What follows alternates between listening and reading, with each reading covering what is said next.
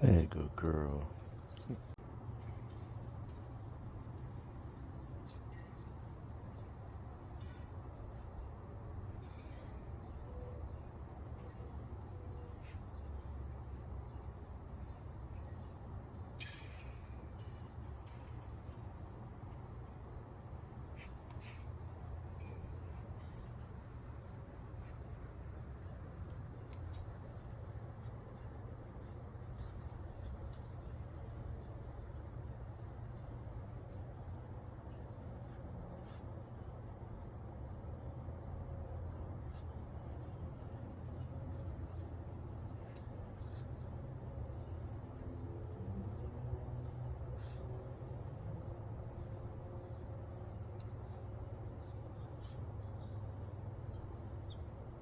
Hey, good girl.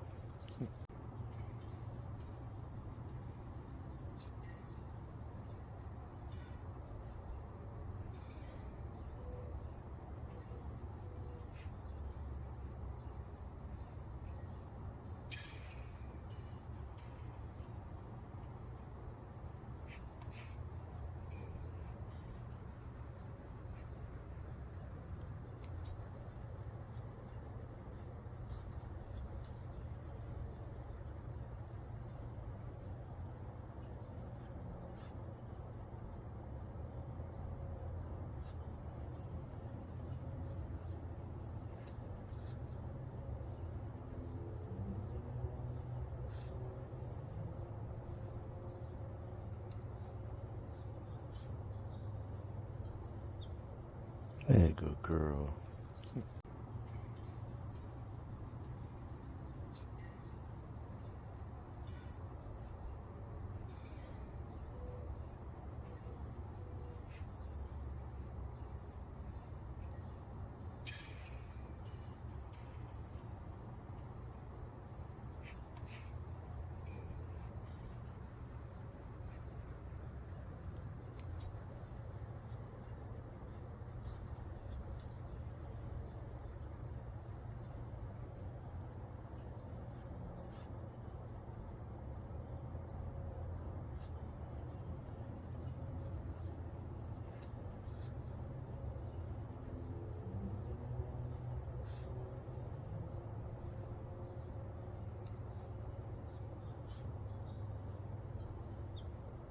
Hey, good girl.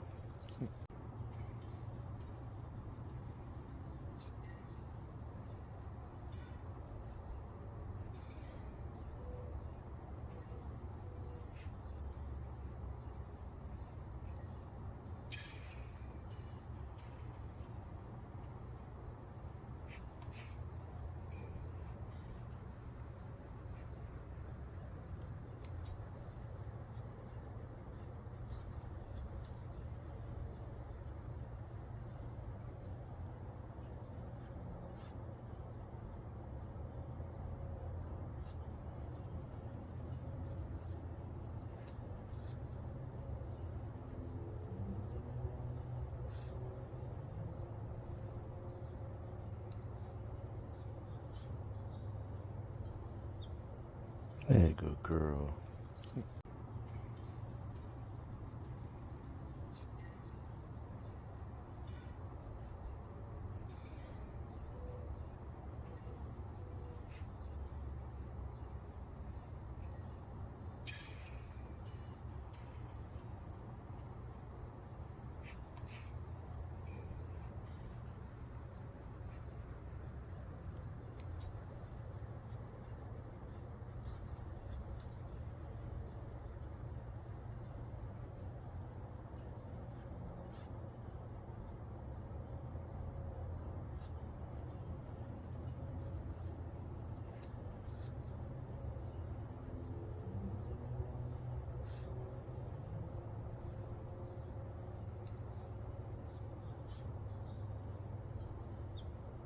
Hey, good girl.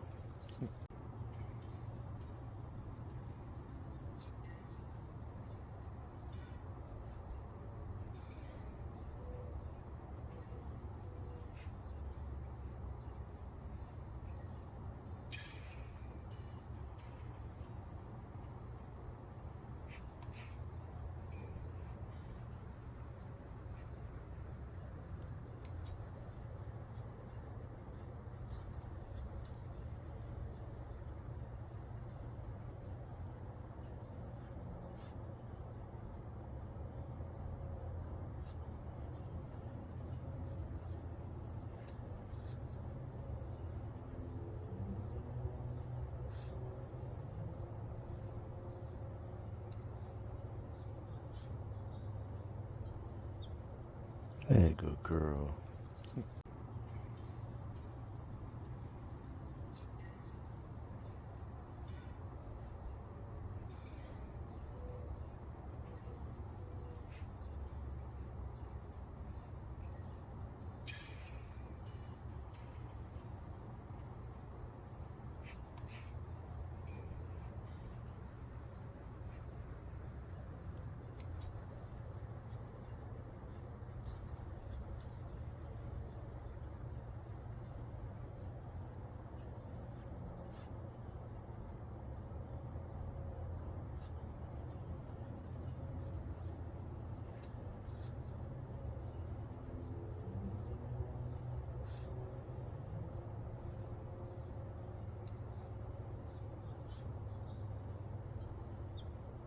Hey, good girl.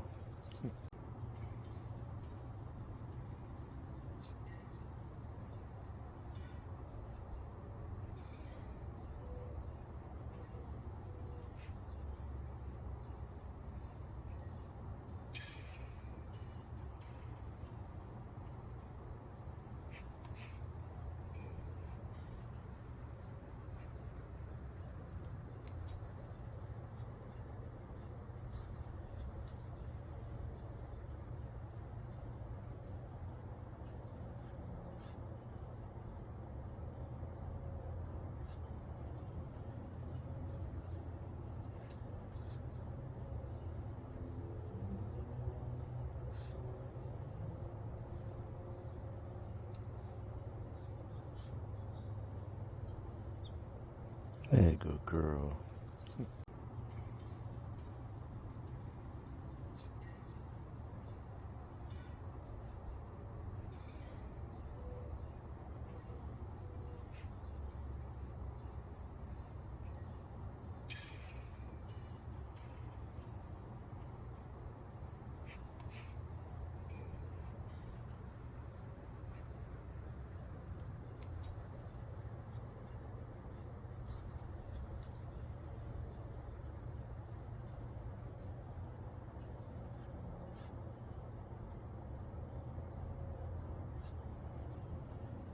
Oh, you didn't know?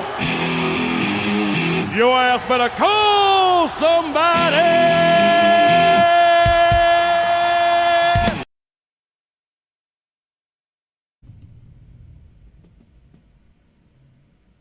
Yo. Yo. Yo. Yo. Yo. Yo. Yo, yo, yo, yo, yo, yo, yo, yo, yo, yo, yo. Oh.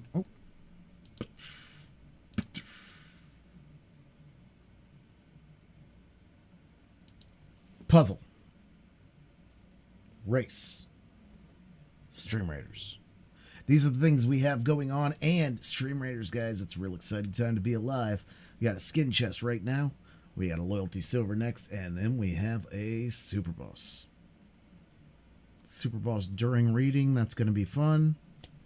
I don't know. Maybe we'll just random today. We'll just random rewards for super boss today. We are going to do 25 lap races while we read. We're going to do quicker races afterwards. Anybody got word on meta? Because I was gone a lot today. I ran races. I ran 15 races with 3 different people right off the rip while I was working, and then I left. So I have no clue. Yeah. So we'll play around. We'll play with, and they wiped all of our favorite maps. So we'll just do some random maps. See what came out today. Meta. Been in Rose's chat, mostly just silent lurking. Yeah. I'm over there now. I'm lurking on Zag and Panther right now, but guys, it's reading stream. We're going to be doing Nathaniel Hawthorne. Wow, this song is just all kinds of cheery, ain't it? I tried to find I tried to find backgrounds that fit our book. This is Massachusetts. That's the closest we're getting. The paintings and pictures that I got that were like the Scarlet Letter were trash. And colonial Massachusetts wasn't a lot better. There were some good things, very Puritan. Yeah. There was some, there were a couple backgrounds that we could have gone with that would have been more like The Crucible rather than Scarlet Letter. I mean, same time frame, but, not the same. Cart, what's going on? Good to see you. So yeah, get into all the things if you want to get into all the things. We've got puzzles, we've got Stream Raiders, we've got marbles, and we're going to be doing all three of those things while we read. We'll read for about 2 hours, then we'll switch over and play some games. Maybe I'll just build the puzzle. I don't know. But as always, Tuesday's not a hugely long stream. It's usually, I don't know, 3 to 4 hours with 2 hours of reading. Normally we take this time to get caught up on where we were. We don't have to do that. Now, Mishi, thanks for the vampire. I will say that it's hard to judge because of like typeface and like pages and all that kind of thing on like different formats. But oh yeah, sorry, Cart. Because we're doing the reading stream, exclamation point commands are off right now. Just so people can't spam sound commands while because I do upload these to YouTube, so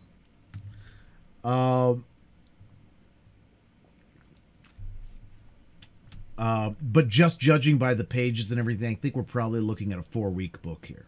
We'll see after we fuck is legit to say no. Is fuck not legit to say no? When was it not legit to say? I mean, I'm too legit to quit, like MC Hammer would say, so I don't know. I don't know if that means I can't quit saying fuck, or...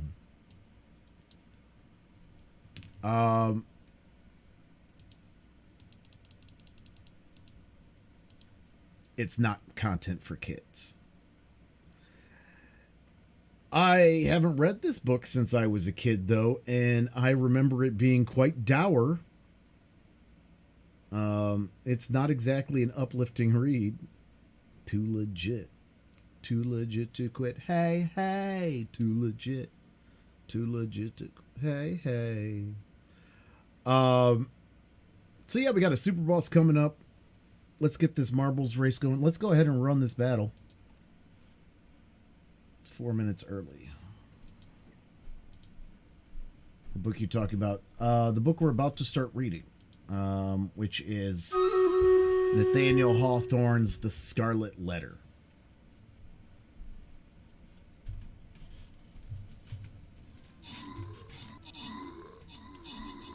It's gonna lurk with some Scarlet Nexus. Y'all have a great reading stream. You as well. Yeah. What's up, Skinny? Enjoy the Scarlet Nexus. I need to get back to that myself. Big gold going to Mishi. Meta gets medium gold. Turtle Squad Gaming gets scroll. We're on a loyalty scroll chest and then a Super Boss. We're just going to random the rewards for Super Boss, guys. Well, because we'll be reading. So, we're going to put 2 minutes up on the clock. Play to play.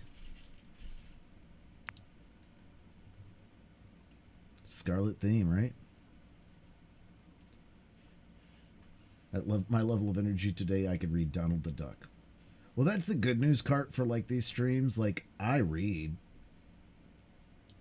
You just sit there and listen. Or don't. Or do whatever you want. You're an adult. Reading streams aren't for everybody. But I like reading. And I know some of you guys do too. So, we'll do the reading streams. What's up, Mike? Go. Good to see you. So let's get into it. Let's stop the... There we go. We move the puzzle code down on the puzzle. There we go.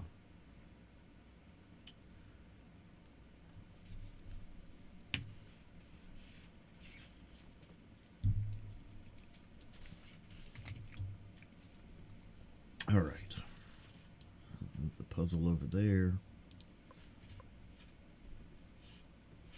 Hey. Now I'm going to have too legit to quit the whole... It's stuck in my head the whole time we're doing the Scarlet Letter, which is inappropriate.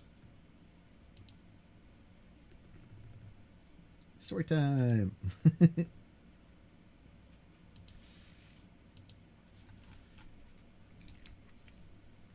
We are going to be reading the second edition.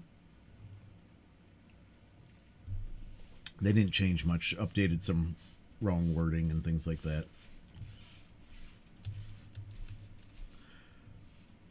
The Scarlet Letter, Nathaniel Hawthorne.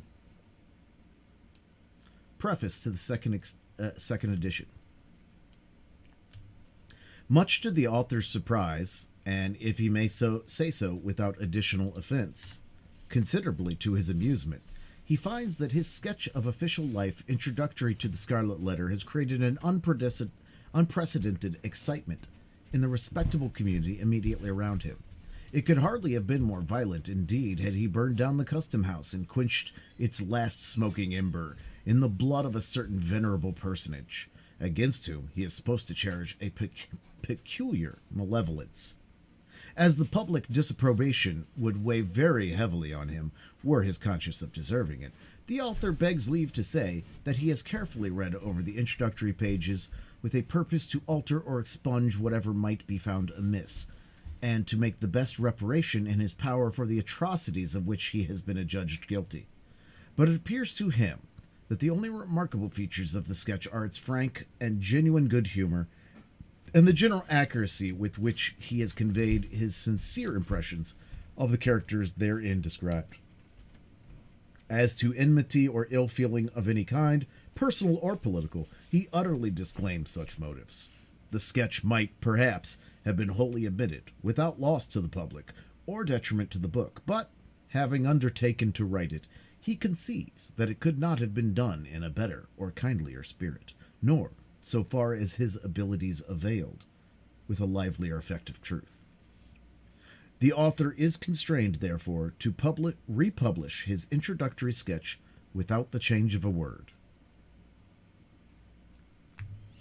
Salem, March 30th, 1850. Introductory to the Scarlet Letter. 'Tis a little remarkable that, though disinclined to talk over much of myself and my affairs at the fireside, and to my personal friends, an autobiographical impulse should twice in my life have taken possession of me in addressing the public. The first time was 3 or 4 years since, when I favored the reader, inexcusably and for no earthly reason that either the indulgent reader or the intrusive author could imagine, with a description of my way of life in the deep quietude of an old man's. And now, because, beyond my deserts, I was happy enough to find a listener or two on the former occasion, I again seize the public by the button and talk of my 3 years' experience in a custom house. The example of the famous P.P. clerk of the parish was never more faithfully followed. The truth seems to be, however, that when he casts his leaves forth upon the wind, the author addresses not the many who will fling aside his volume or never take it up, but the few who will understand him better than most of his schoolmates or lifemates. Some authors, indeed, do far more than this, and indulge themselves in such confidential depths of revelation as could fittingly be addressed only and exclusively to the one heart and mind of perfect sympathy, as if the printed book, thrown at large on the wide world, were certain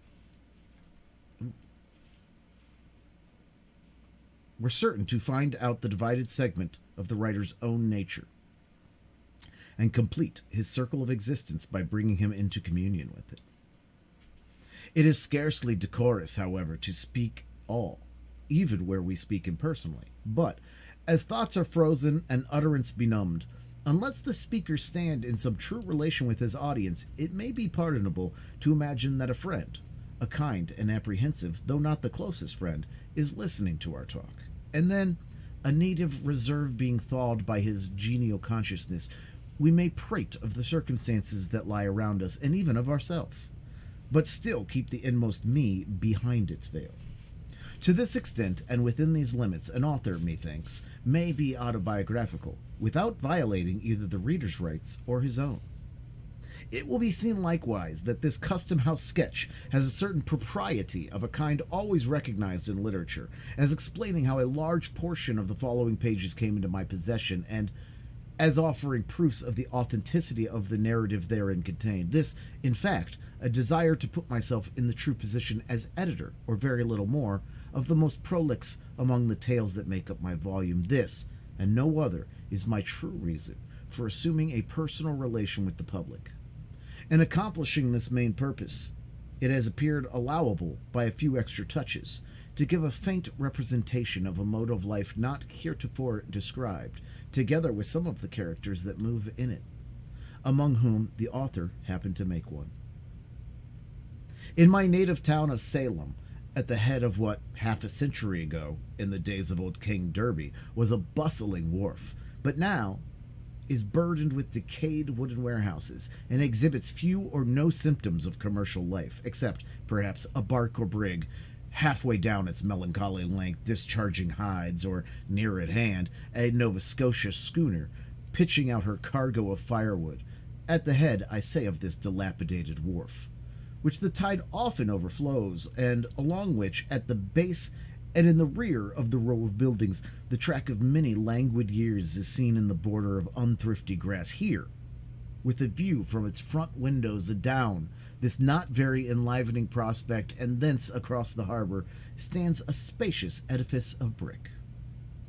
From the loftiest point of its roof, during precisely 3.5 hours of each forenoon, floats or droops in breeze or calm the banner of the Republic, but with the 13 stripes turned vertically instead of horizontally, and thus indicating that a civil and not a military post of Uncle Sam's government is here established.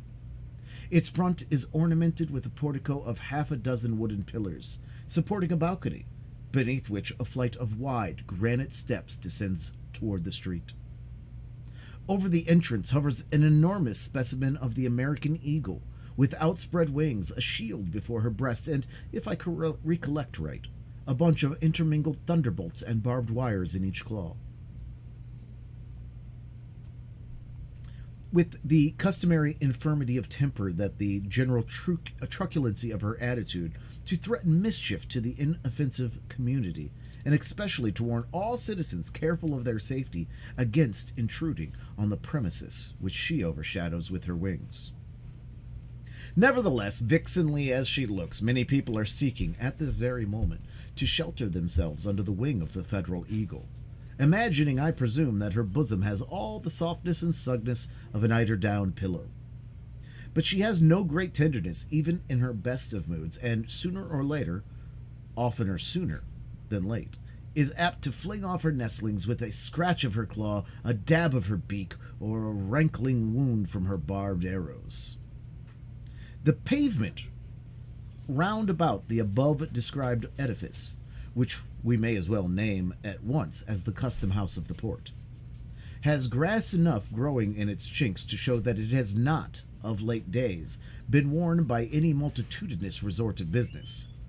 In some months of the year, however, there are often chances of forenoon when affairs move onward with a livelier trend. Such occasions might remind the elderly citizen of that period before the last war with England, when Salem was a port by itself, not scorned, as she is now, by her own merchants and shipowners, who permit her wharves to crumble to ruin while their ventures go to swell, needlessly and imperceptibly, the mighty flood of commerce at New York or Boston. On some such morning, when 3 or 4 vessels happen to have arrived at once, usually from Africa or South America, or to be on the verge of their departure thitherward, there is a sound of frequent feet passing briskly up and down the granite steps. Here, before his own wife has greeted him, you may greet the sea-flushed shipmaster, just in port, with his vessel's papers under his arm in a tarnished tin box. Here, too, comes his owner, cheerful or somber, gracious or in the sulks, accordingly as his scheme of the now accomplished voyage has been realized in merchandise that will readily be turned to gold, or has buried him under a bulk of incommodities, such as nobody will care to rid him of. Here, likewise, the germ of the wrinkle-browed, grizzly-bearded, careworn merchant.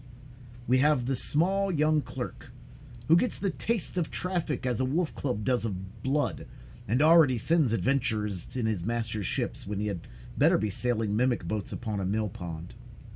Another figure in the scene is the outward-bound sailor in quest of a protection, or the recently arrived one, pale and feeble, seeking a passport to the hospital. Nor must we forget the captains of the rusty little schooners that bring firewood from the British provinces, a rough-looking set of tarpaulins without the alertness of the Yankee aspect, but contributing an item of no slight importance to our decaying trade. Cluster all these individuals together, as they sometimes were, with other miscellaneous ones to diversify the group, and, for the time being, it made the custom house a stirring scene. More frequently, however, on ascending the steps, you would discern, in the entry, if it were summertime, or in the appropriate rooms, if wintry or inclement weather, a row of venerable figures sitting in old-fashioned chairs, which were tipped on their hind legs back against the wall. Oftentimes they were asleep, but occasionally might be heard talking together, in voices between speech and a snore, and with that lack of energy that distinguishes the occupants of almshouses and all other human beings who depend for subsistence on charity, on monopolized labor, or anything else but their own independent exertions. These old gentlemen, seated like Matthew at the receipt of customs, but not very liable to be summoned thence, like him, for apostolic errands, were custom house officers.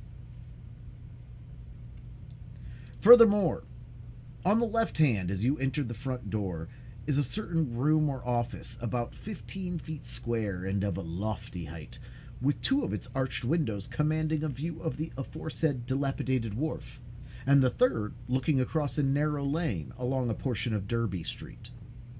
All three give glimpses of the shops of grocers, blockmakers, slop sellers, and ship chandlers, around the doors of which are generally to be seen, laughing and gossiping, clusters of old salts and such other wharf rats as haunt the wapping of a seaport.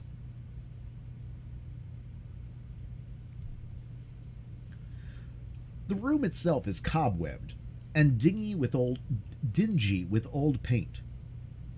Its floor is strewn with gray sand in a fashion that has elsewhere fallen into long disuse, as it is easy to conclude, from the general slovenliness of the place, that this is a sanctuary into which womankind, with her tools of magic, the broom and mop, has very infrequent access. In the way of furniture, there is a stove with a voluminous funnel, an old pine desk with a three-legged stool beside it, 2 or 3 wooden-bottomed chairs, exceedingly decrepit and infirm, and, not to forget the library, on some shelves a score or 2 of volumes of the Acts of Congress and a bulky digest of the revenue laws. A tin pipe ascends through the ceiling and forms a medium of vocal communication with other parts of the edifice. And here, some 6 months ago, pacing from corner to corner or lounging on the long-legged stool, with his elbow on the desk and his eyes wandering up and down the columns of the morning newspaper, you might have recognized, honored reader, the same individual who welcomed you into his cheery little study, where the sunshine glimmered so pleasantly through the willow branches on the western side of the old manse. But now, should you go thither to seek him, you would inquire in vain for the loco-foco surveyor. The besom of reform has swept him out of the office, and a worthier successor wears his dignity and pockets his emoluments. This old town of Salem, my native place, though I have dwelt much away from it, both in boyhood and maturer years, possesses, or did possess, a hold on my affections, the force of which I have never realized during my seasons of actual residence here. Indeed, so far as its physical aspect is concerned, with its flat, unvaried surface covered chiefly with wooden houses, few or none of which pretend to architectural beauty, its irregularity, which is neither picturesque nor quaint but only tame, its long and lazy street, lounging wearisomely through the whole extent of the peninsula, with Gallows Hill and New Guinea at one end, and a view of the almshouse at the other, such being the features of my native town, it would be quite as reasonable to form a sentimental attachment to a disarranged checkerboard. And yet, though invariably happiest elsewhere, there is within me a feeling for Old Salem, which, in lack of a better phrase, I must be content to call affection. The sentiment is probably assignable to the deep and aged roots which my family has struck into the soil. It is now nearly 2 centuries and a quarter since the original Briton, the earliest immigrant of my name, made his appearance in the wild and forest-bordered settlement, which has since become a city. And here his descendants have been born and died and have mingled their earthly substance with the soil, until no small portion of it must necessarily be akin to the mortal frame wherewith, for a little while, I walk the streets. In part, therefore, the attachment with which I speak of is more sensuous sympathy for dust for dust. Few of my countrymen can know what it is, nor, as frequent transplantation is perhaps better for the stock, need they consider it desirable to know. But the sentiment has likewise its moral quality. The figure of that first ancestor, invested by family tradition with a dim and dusky grandeur, was present to my boyish imagination as far back as I can remember. It still haunts me and induces a sort of home feeling with the past which I scarcely claim in reference to the present face of this town.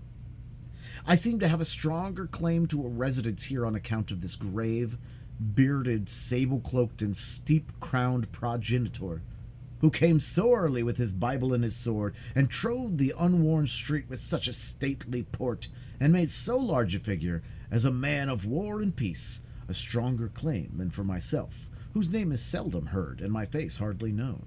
He was a soldier, legislator, judge. He was a ruler in the church. He had all the puritanic traits, both good and evil. He was likewise a bitter prosecutor, as witness the Quakers, who have remembered him in their histories, and relate an incident of his hard severity towards a woman of their sect, which will last longer, it is to be feared, than any record of his better deeds, although these were many. His son, too, inherited the persecuting spirit, and made himself so conspicuous in the martyrdom of the witches that their blood may fairly be said to have left a stain upon him. So deep a stain, indeed, that their dried blood may fairly be said to have left a stain upon him.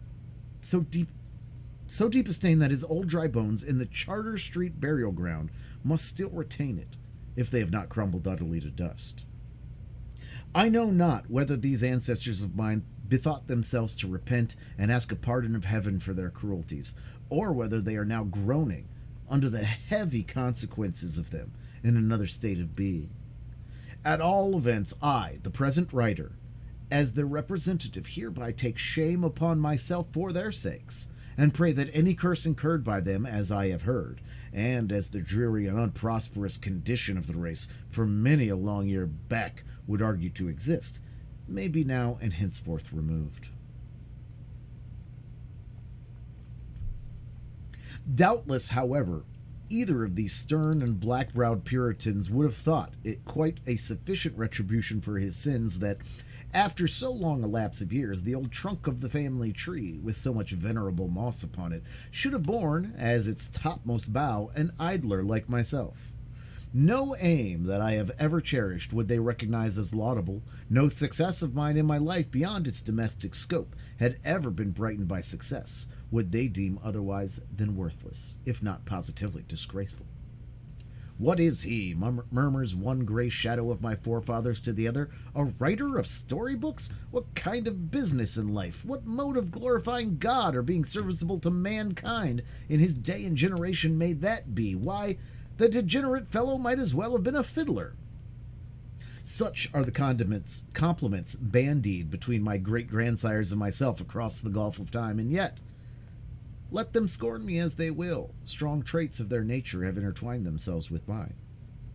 Planted deep in the town's earliest infancy and childhood by these two earnest and energetic men, the race has ever since subsisted here, always too in respectability, never, so far as have I known, disgraced by a single unworthy member, but seldom or never, on the other hand, after the first two generations, performing any memorable deed, or so much as putting forward a claim to public notice. Gradually, they have sunk almost out of sight, as old houses here and there about the streets get covered halfway to the eaves by the accumulation of new soil.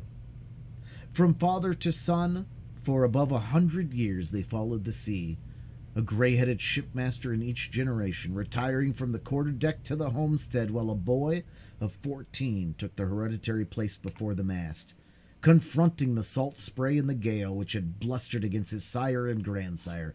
The boy, also in due time, passed from the forecastle to the cabin, spent a tempestuous manhood, and returned to his world wanderings to grow old and die and mingle his dust with the natal earth. This long connection of a family with one spot as its place of birth and burial creates a kindred between the human being and the locality, quite independent of any charm in the scenery or moral circumstances that surround him. It is not love, but instinct. The new inhabitant, who came himself from a foreign land, or whose father or grandfather came, has little claim to be called a Salemite. He has no conception of the oyster-like tenacity with which an old settler, over whom his third century is creeping, clings to the spot where his successive generations have been embedded.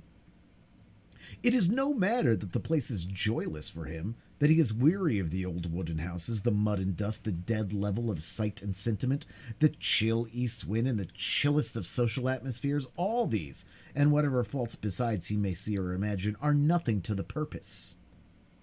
The spell survives, and just as powerfully as if the natal spot were an earthly paradise, so has it been my case. I felt it almost as a destiny to make Salem my home, so that the mold of features and cast of character, which had all along been familiar here, ever, as one representative of the race lay down in his grave, another assuming, as it were, his century march along the main street, might still, in my little day, be seen and recognized in the old town. Nevertheless, this very sentiment is an evidence that the connection, which has become an unhealthy one, should at last be severed. Human nature will not flourish any more than a potato if it be planted and replanted for too long a series of generations in the same worn-out soil. My children have had other birthplaces, and so far as their fortunes may be within my control, shall strike their roots into unaccustomed earth. On emerging from the old manse, it was chiefly the strange, indolent, unjoyous attachment for my native town that brought me to fill a place in Uncle Sam's brick edifice where I might as well, or better, have gone somewhere else. My doom was on me. It was not the first time, nor the second, that I had gone away as it seemed permanently, but yet returned like the bad halfpenny, or as if Salem were for me the inevitable center of the universe. So, one fine morning, I ascended the flight of the granite steps with the president's commission in my pocket and was introduced to the corps of gentlemen who were to aid me in my weighty responsibility as chief executive officer of the Custom House. I doubt greatly, or rather, I do not doubt at all, whether any public functionary of the United States, either in the civil or military line, has ever had such a patriarchal body of veterans under his orders as myself. The whereabouts of the oldest inhabitant was at once settled when I looked at them. For upwards of 20 years before this epoch, the independent position of the collector had kept the Salem Custom House out of the whirlpool of political vicissitude, which makes the tenure of office generally so fragile. A soldier, New England's most distinguished soldier, he stood firmly on the pedestal of his gallant services, and, himself secure in the wise liberality of the successive administrations through which he had held office, he had been the safety of his subordinates in many an hour of danger and heartquake. General Miller was radically conservative, a man over whose kindly nature habit had no slight influence, attaching himself strongly to familiar faces and with difficulty moved to change, even when change might have been brought unquestionable improvement. Thus, on taking charge of my department, I found few but aged men. They were ancient sea captains, for the most part, who, after being lost on every sea, and standing up sturdily against life's tempestuous blasts, had finally drifted into this quiet nook where, with little to disturb them except the periodical terrors of a presidential election, they one and all acquired a new level of existence. Though by no means less liable than their fellow men to age and infirmity, they had evidently some talisman or other that kept death at bay. 2 or 3 of the number, as I was assured, being gouty and rheumatic or perhaps bedridden, never dreamed of making their appearance at the custom house during a large part of the year, but, after a torpid winter, would creep out into the sunshine of May or June, go lazily about what they termed duty, and at their own leisure and convenience betake themselves to bed again. I must plead guilty to the charge of abbreviating the official breath of more than one of these venerable servants of the Republic. They were allowed, on my representation, to rest from their arduous labors, and soon afterwards, as if their sole principle of life had been zeal for their country's service, as I verily believe it was, withdrew to a better world. It is a pious consolation to me that, through my interference, a sufficient space was allowed them for repentance of the evil and corrupt practices into which, as a matter of course, every custom house officer must be supposed to fail. Neither the front nor the back entrance of the custom house opens on the road to paradise.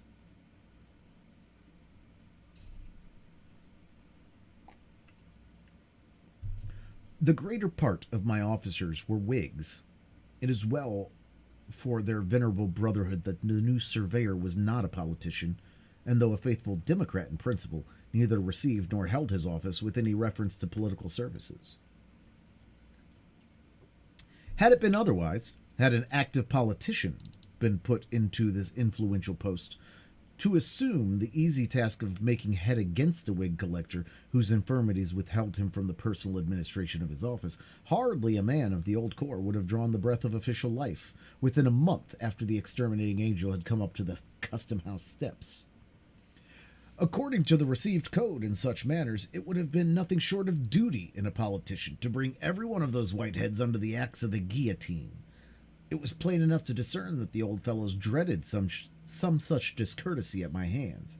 It pained, and at the same time amused me, to behold the terrors that attended my advent. To see a furrowed cheek, weather-beaten by a half-century of storm, turn ashy pale at the glance of so harmless an individual as myself.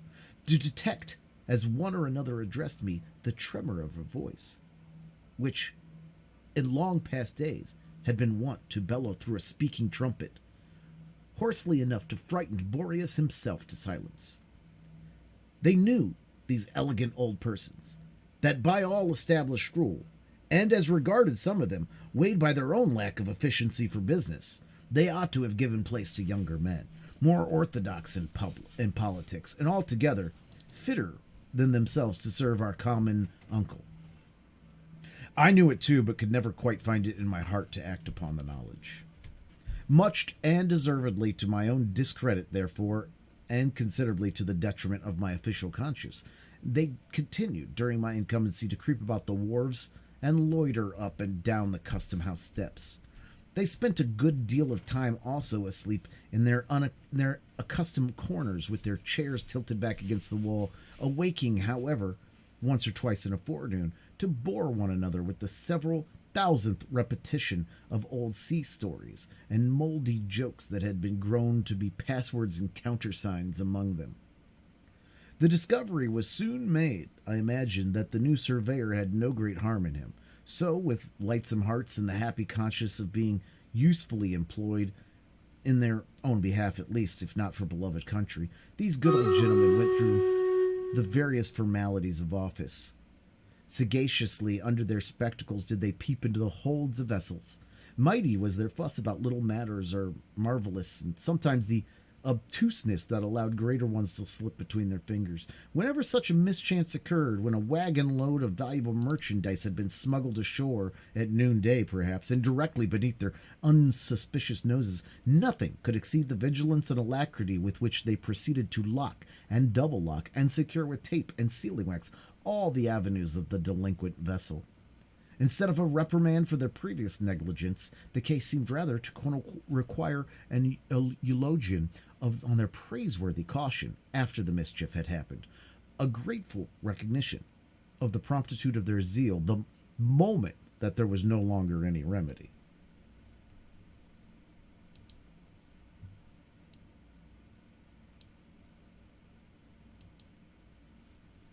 All right, guys, let's take a quick break. This is still all the introduction. Boy, does he wax poetic, huh? But what a great writing style. And this is just his biographical introduction. Talking about his time working. It's a lot of $2 work. It really is. And just talking about his time as the head of the custom office house. Meta gets the big gold, New Lex, and Asian Fire. Get these scrolls. Found myself using a dictionary frequently. Yeah, I mean, it's still not done, you know? It's ridiculous. All right, guys, this is a super boss.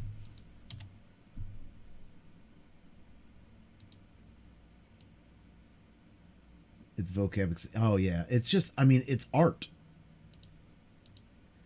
Especially comparatively. I mean, well, look, the fiction of Frank Baum was good. Little dated, little, you know, and a little succinct. Very succinct. And when we did Jules Verne's just so technical.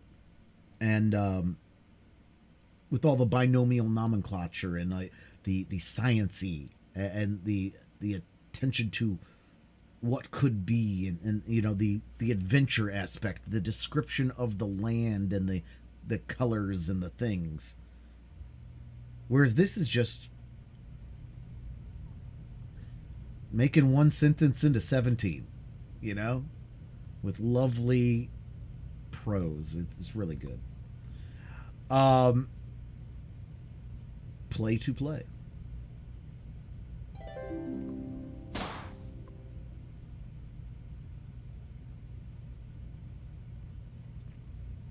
Two minutes going on the clock. Get them in, get them on, get them on, get them in. Give me an exclamation point play. So while completely unnecessary are almost all of these words, it's beautiful. It's really beautiful.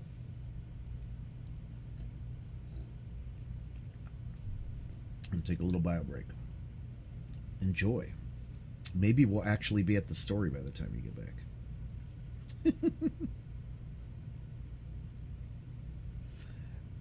Oh, I didn't even see what points people got. What, 12, 10, and 7 for a 25-lap race? Jesus. Get your balls on the track, get your balls on the track. Exclamation point play to get your marbles in the race. I mean, I guess it's better than nothing. Not by much. We'll have to find half-hour races. I didn't have time to find half-hour races today, so that's why we're doing laps.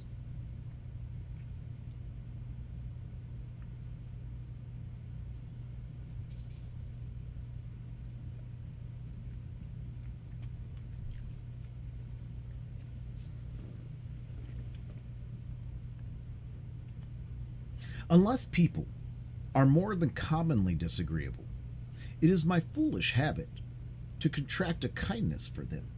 The better part of my companion's character, if it have a better part, is that which usually come uppermost in my regard, and forms the type whereby I recognize the man. As most of the old custom house officers had good traits, and as my position in reference to them, being paternal and protective, was favorable to the growth of friendly sentiments, I soon grew to like them all.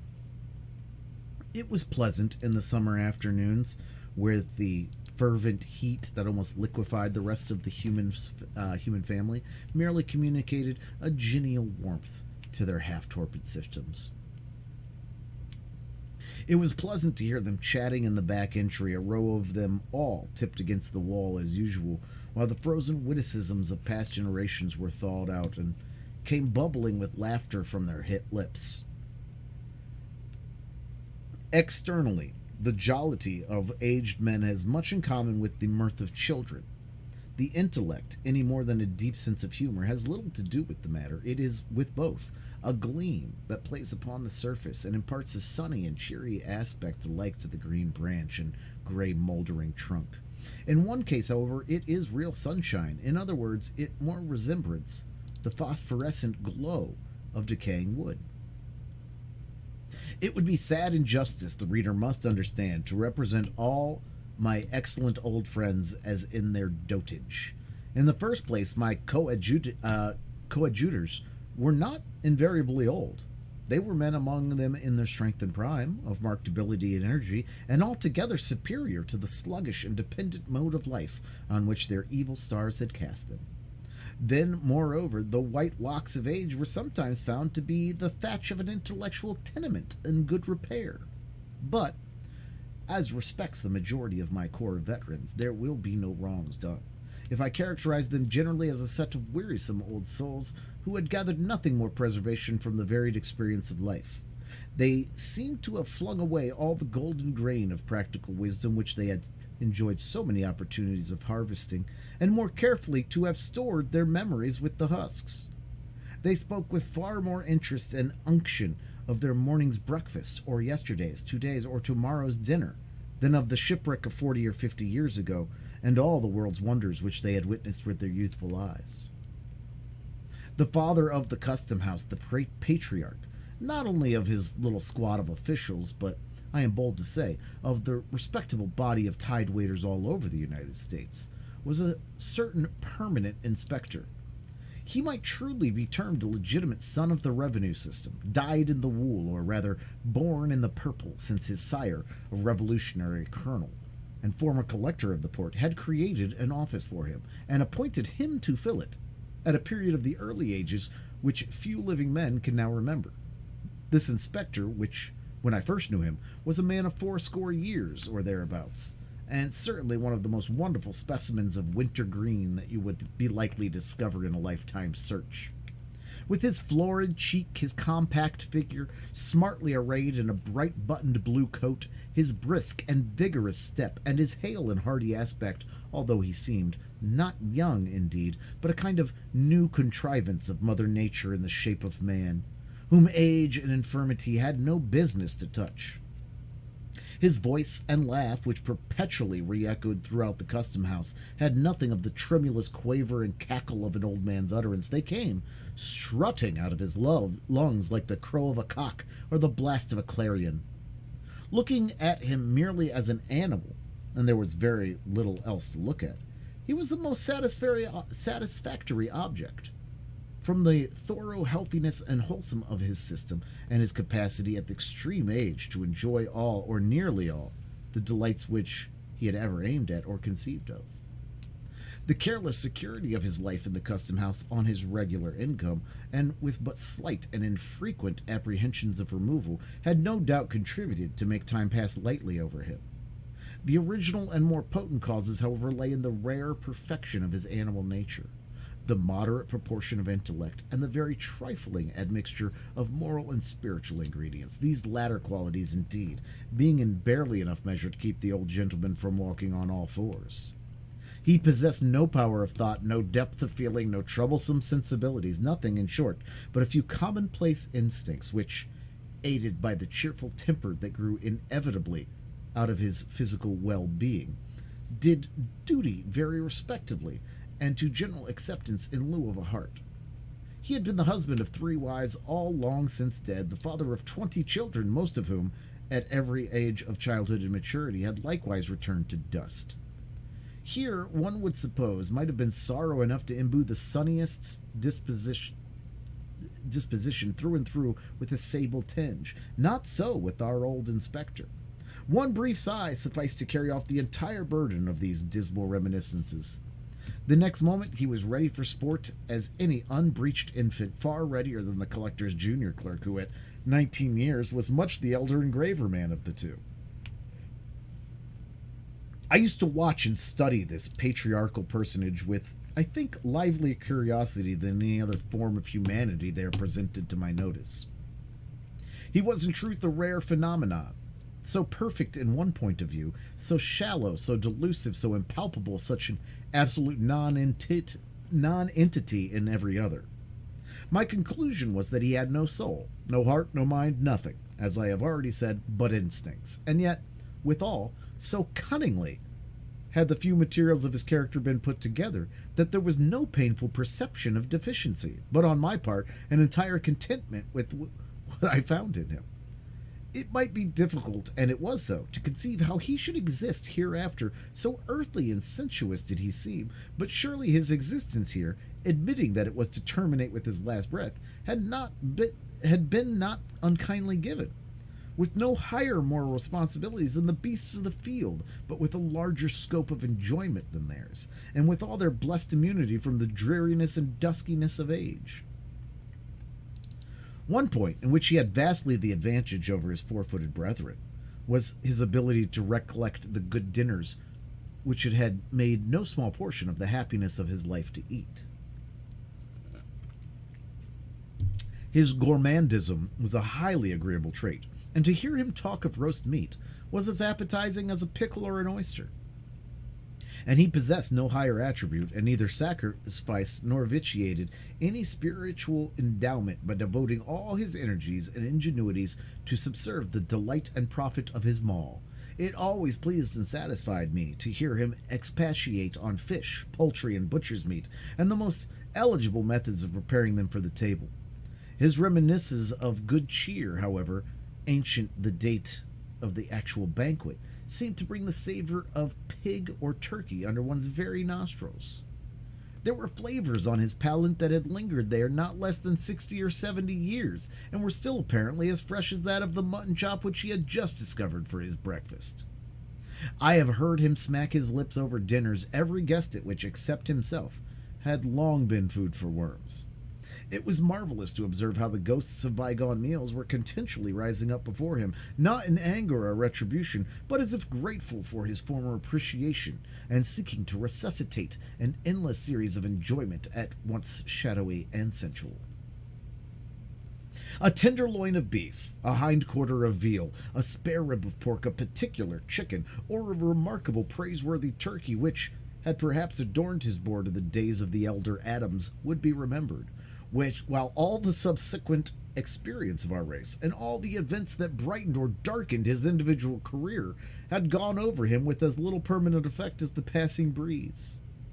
The chief tragic event of the old man's life, so far as I could judge, was his mishap with a certain goose which lived and died some 20 or 40 years ago, a goose of most promising figure, but which, at table, proved so inveterately tough that the carving knife would make no impression on its carcass, and it could only be divided with an axe and handsaw.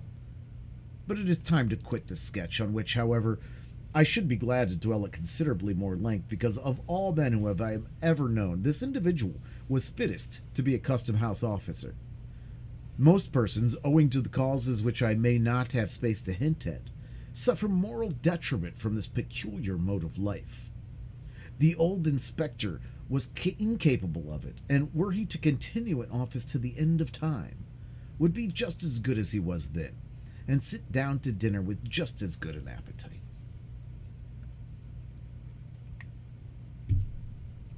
There is one likeness, without which my gallery of custom-house portraits would be strangely incomplete, but which my comparatively few opportunities for observation enable me to sketch only in the merest outline.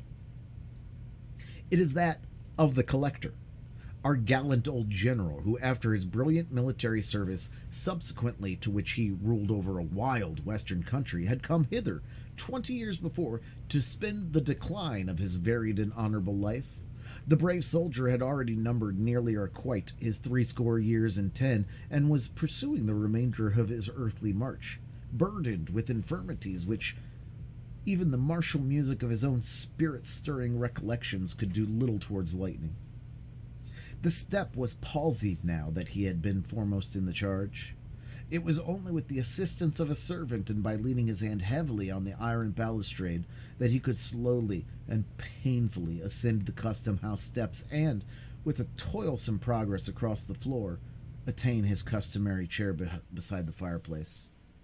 There he used to sit, gazing with a somewhat dim serenity of aspect at the figures that came and went amid the rustles of papers, the administering of oaths, the discussion of business, and the casual talk of the office, all which sounds and circumstances seemed but indistinctly to impress his senses, and hardly to make their way into his inner sphere of contemplation. His countenance, in this repose, was mild and kindly. If his notice was sought, an expression of courtesy and interest gleamed out upon his features, proving that there was light within him, and that it was only the outward medium of the intellectual lamp that obstructed the rays in their passage. The closer you penetrated to the substance of his mind, the sounder it appeared. When no longer called upon to speak or listen, either of which operations cost him an evident effort, his face would briefly subside into its former, not uncheerful quietude. It was not painful to behold this look, for, though dim, it had not the imbecility of decaying age. The framework of his nature, originally strong and massive, was not yet crumbled into ruin. To observe and define his character, however, under such disadvantages, was as difficult a task as to trace out and build up anew in imagination an old fortress like Ticonderoga from a view of its gray and broken ruins. Here and there, perchance, the walls may remain almost complete, but elsewhere may only be a shapeless mound, cumbrous with its very strength and overgrown through long years of peace and neglect with grass and alien weeds. Nevertheless, looking at the old warrior with affection, for slight as the communication between us, my feeling towards him, like that of all bipeds and quadrupeds who knew him, might not improperly be termed so, I could discern the main points of this portrait. It was marked with the noble and heroic qualities which showed it to be not by a mere accident, but of good right that he had won a distinguished name.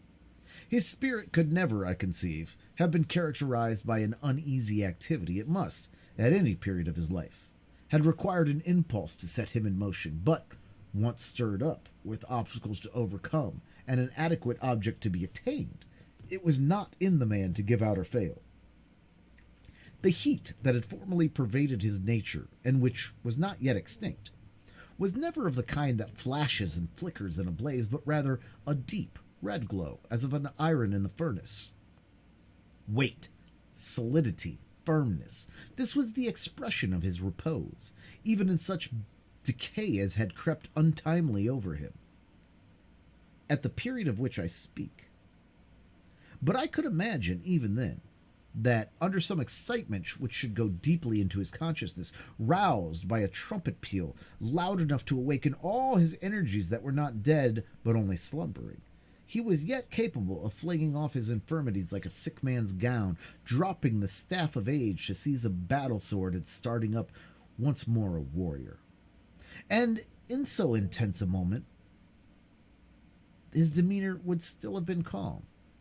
Such an exhibition, however, was to be pictured in fancy, not to be anticipated nor desired.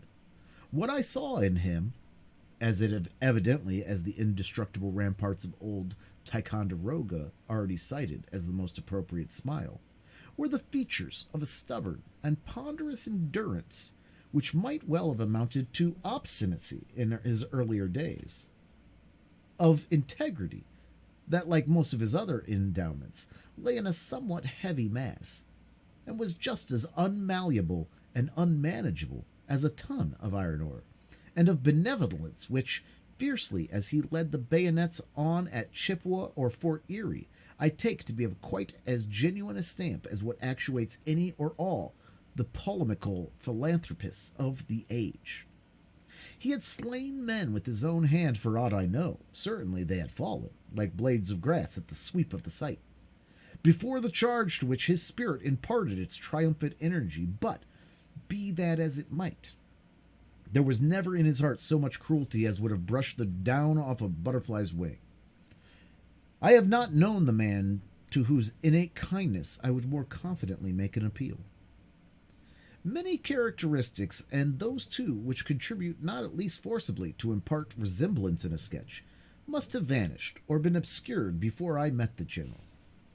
All merely graceful attributes are usually the most evanescent, nor does nature adorn the human ruin with blossoms of new beauty that have their roots and proper nutriment only in the chinks and crevices of decay, as she sows wallflowers over the ruined fortress of Ticonderoga. Still, even in respect of grace and beauty, there were points well worth noting. A ray of humor now and then would make its way through the veil of dim obstruction, and glimmer pleasantly upon our faces. A trait of native elegance seldom seen in the masculine character after childhood or early youth was shown in the general's fondness for the sight and fragrance of flowers. An old soldier might be supposed to prize only the bloody laurel on his brow, but here was one who seemed to have a young girl's appreciation of the floral tribe. That, besides the fireplace, the brave old general used to sit, while the surveyor, though seldom, when it could be avoided, taking upon himself the difficult task of engaging him in a conversation, was fond of standing at a distance and watching his quiet and almost slumberous countenance. He seemed away from us, although we saw him but a few yards off, remote, though we passed close beside his chair, unattainable, though we might have stretched forth our hands and touched his own. It might be that he lived a more real life within his thoughts than amid the unappropriate environment of the collector's office.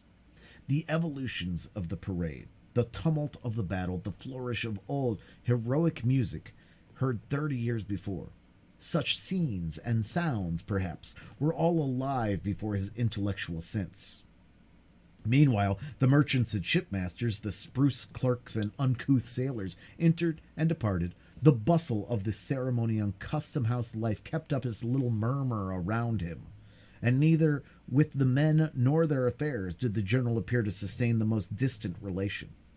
He was as much out of place as an old sword, now rusty, but which had flashed once in the battle's front and showed still a bright gleam along its blade, would have been among the inkstands, paper folders, and mahogany rulers on the deputy collector's desk. There was one thing that much aided me in renewing and recreating the stalwart soldier of the Niagara frontier, the man of true and simple energy. It was the recollection of those memorable words of his, "I'll try, sir," spoken on the very verge of a desperate and heroic enterprise, and breathing the soul and spirit of New England hardihood, comprehending all perils and encountering all. If in our country valor were rewarded by heraldic honor, this phrase, which it seemed so easy to speak, but which only he, with such a task of danger and glory before him, has ever spoken, would be best and fittest of all mottos for the general's shield of arms.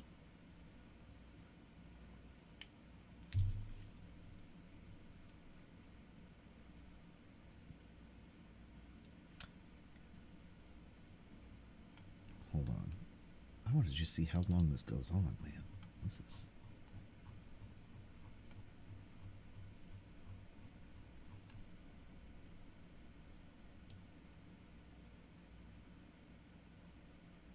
Wow. All right. I don't know. It goes on for a while.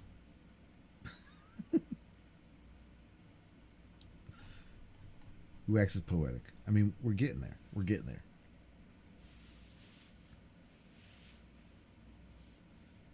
It contributes greatly towards a man's moral and intellectual health to be brought into habits of companionship with individuals unlike himself, who care little for his pursuits and whose sphere and abilities he must go out of himself to appreciate. The accidents of my life have often afforded me this advantage, but never with more fullness and variety than during my continuance in office. There was one man especially, the observation of whose character gave me a new idea of talent. His gifts were emphatically those of a man of business, prompt, acute, clear-minded, with an eye that saw through all perplexities and a faculty of arrangement that made them vanish as by the waving of an enchanter's wand. Bred up from boyhood in the custom house, it was his proper field of activity, and many intricacies of business, so harassing to the interloper, presented themselves before him with the regularity of a perfectly comprehended system. In my contemplation, he stood as the ideal of his class. He was indeed the custom house in himself, or, at all events, the mainspring that kept its variously revolving wheels in motion. For in an institution like this, where its officers are appointed to subserve their own profit and convenience, and seldom with a leading reference to their fitness for the duty to be performed, they must perforce seek elsewhere the dexterity which is not in them. Thus, by inevitable necessity, as a magnet attracts steel filings, so did our man of business draw to himself the difficulties which everybody met with. With an easy condescension, and kind forbearance towards our stupidity, which, to his order of mind, must have seemed little short of crime, would he forthwith, with the merest touch of his finger, make the incomprehensible as clear as daylight. The merchants valued him not less than we, his esoteric friends. His integrity was perfect. It was a law of nature with him rather than a choice of a principle. Nor can it be otherwise that the main condition of an intellect so remarkably clear and accurate as his, to be honest and regular in the administration of affairs. A stain on his conscience as to anything that came within the range of his vocation would trouble such a man very much in the same way, though to a far greater degree, that an error in the balance of an account or an inkblot on the fair page of a book of record. Here, in a word, and it is rare instance in my life, I had met with a person thoroughly adapted to the situation which he held. Such were some of the people with whom I now found myself connected. I took it in good part at the hands of Providence that I was thrown into a position so little akin to my past habits, and set myself seriously to gather from it whatever profit was to be had. After my fellowship of toil and impracticable schemes with the dreamy brethren of Brook Farm, after living for 3 years within the subtle influence of an intellectual like Emerson's, after those wild, free days on the Assabet, indulging fantastic speculations besides our fire of fallen boughs, with Ellery Channing, after talking with Thoreau about pine trees and Indian relics in his hermitage at Walden, after growing fastidious by sympathy with the classic refinement of Hillard's culture, after becoming imbued with the poetic sentiment at Longfellow's hearthstone, it was time, at length, that I should exercise other faculties of my nature and nourish myself with food for which I had hitherto had little appetite. Even the old inspector was desirable as a change of diet to a man who had known Alcott. I look upon it as evidence, in some measure, of a system naturally well balanced and lacking no essential part, of a thorough organization that, with such associates to remember, I could mingle at once with men of altogether different qualities and never murmur at the change. Literature, its exertions and objects were now of little moment in my regard. I cared not at this period for books, for that they were apart from me. Nature, except it were human nature, the nature that is developed in earth and sky, was in one sense hidden from me, and all the imaginative delight wherewith it had been spiritualized passed away out of my mind. A gift, a faculty, if it had not departed, was suspended and inanimate within me. There would have been something sad, unutterably dreary in all this, had I not been conscious that it lay at my own option to recall whatever was valuable in the past. It might be true indeed that this was a life which could not with impunity be lived too long, else it might have made me permanently other than I had been without transforming me into any shape which it would be worth my while to take. But I never considered it as other than a transitory life. There was always a prophetic instinct, a low whisper in my ear that within no long period, and whenever a new change of custom should be essential to my good, a change would come. Meanwhile, there I was, surveyor of the revenue, and, so far as I had been able to understand, as good a surveyor as need be. A man of thought, fancy, and sensibility, had he 10 times the surveyor's proportion of those qualities, may, at any time, be a man of affairs, if he will only choose to give himself the trouble. My fellow officers and the merchants and sea captains with whom my official duties brought me into any manner of connection viewed me in no other light, and probably knew me in no other character. None of them, I presume, had ever read a page of my indicting, or would have cared a fig that more for me if they had read them all. Nor would it have mended the matter in the least had those same unprofitable pages been written with a pen like that of Burns or of Chaucer, each of whom was a custom-house officer in his day, as well as I.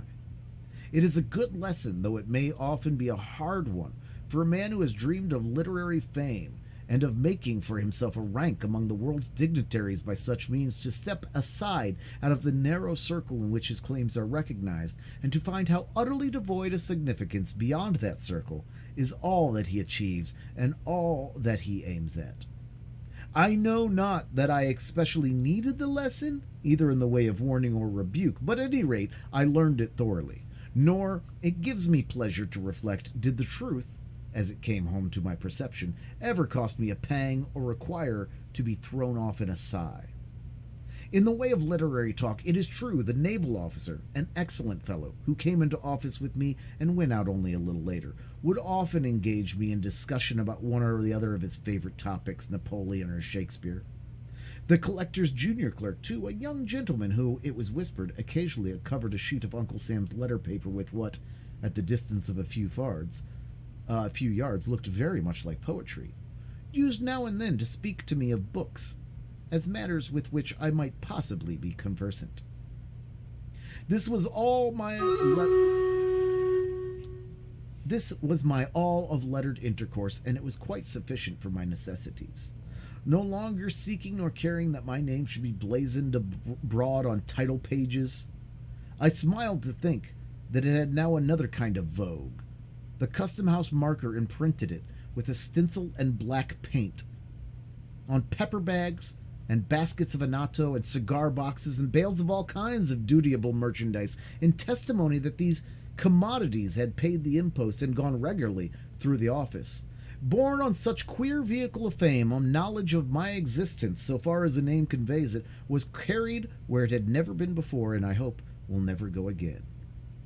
But the past was not dead. Once in a great while the thoughts had seemed so vital and so active, it had been put to rest so quietly, revived again. One of the most remarkable occasions when the habit of bygone days awoke in me was that which brings within the laws of literary propriety to offer the public the sketch which I am now writing.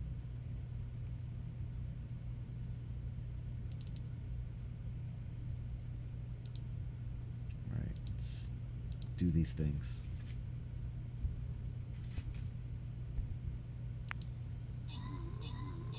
Oh, because we set the record the first time. Okay. Meta gets 79, Maiko gets 63, and I got 47.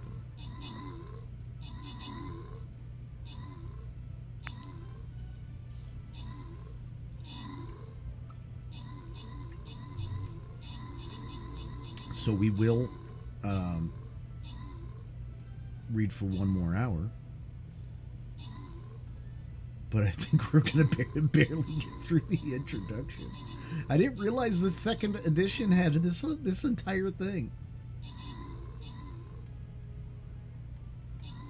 I mean, it's ridiculous.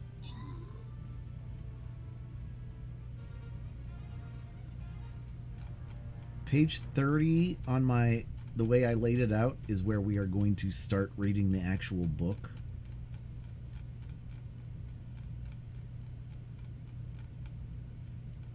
And we are on page 18.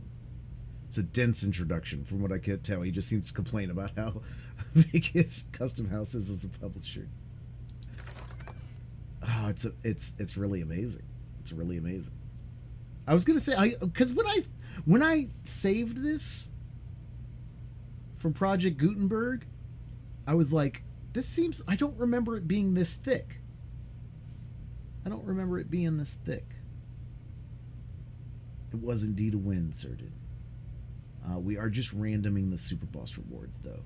Mortdal, Vizaria, Katie, Turtle Squad, and Mishi get the boni. drawing a sentence out to 117, right? It's beautiful, but it's woof.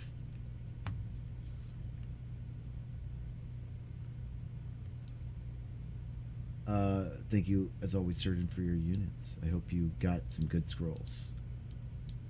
Play to play.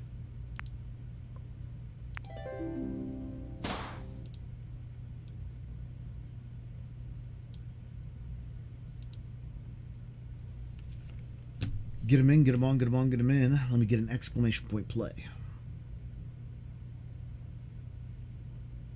If you'd like to get into the marbles race. Be a 30-minute race.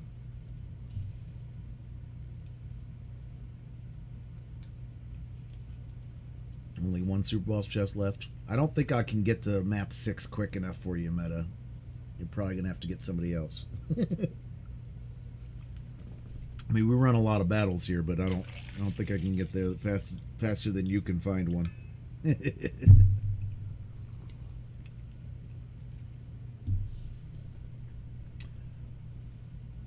All right, exclamation point play, guys. Exclamation point play if you'd like to get into the marbles race. 25 lapper, you got 1 minute.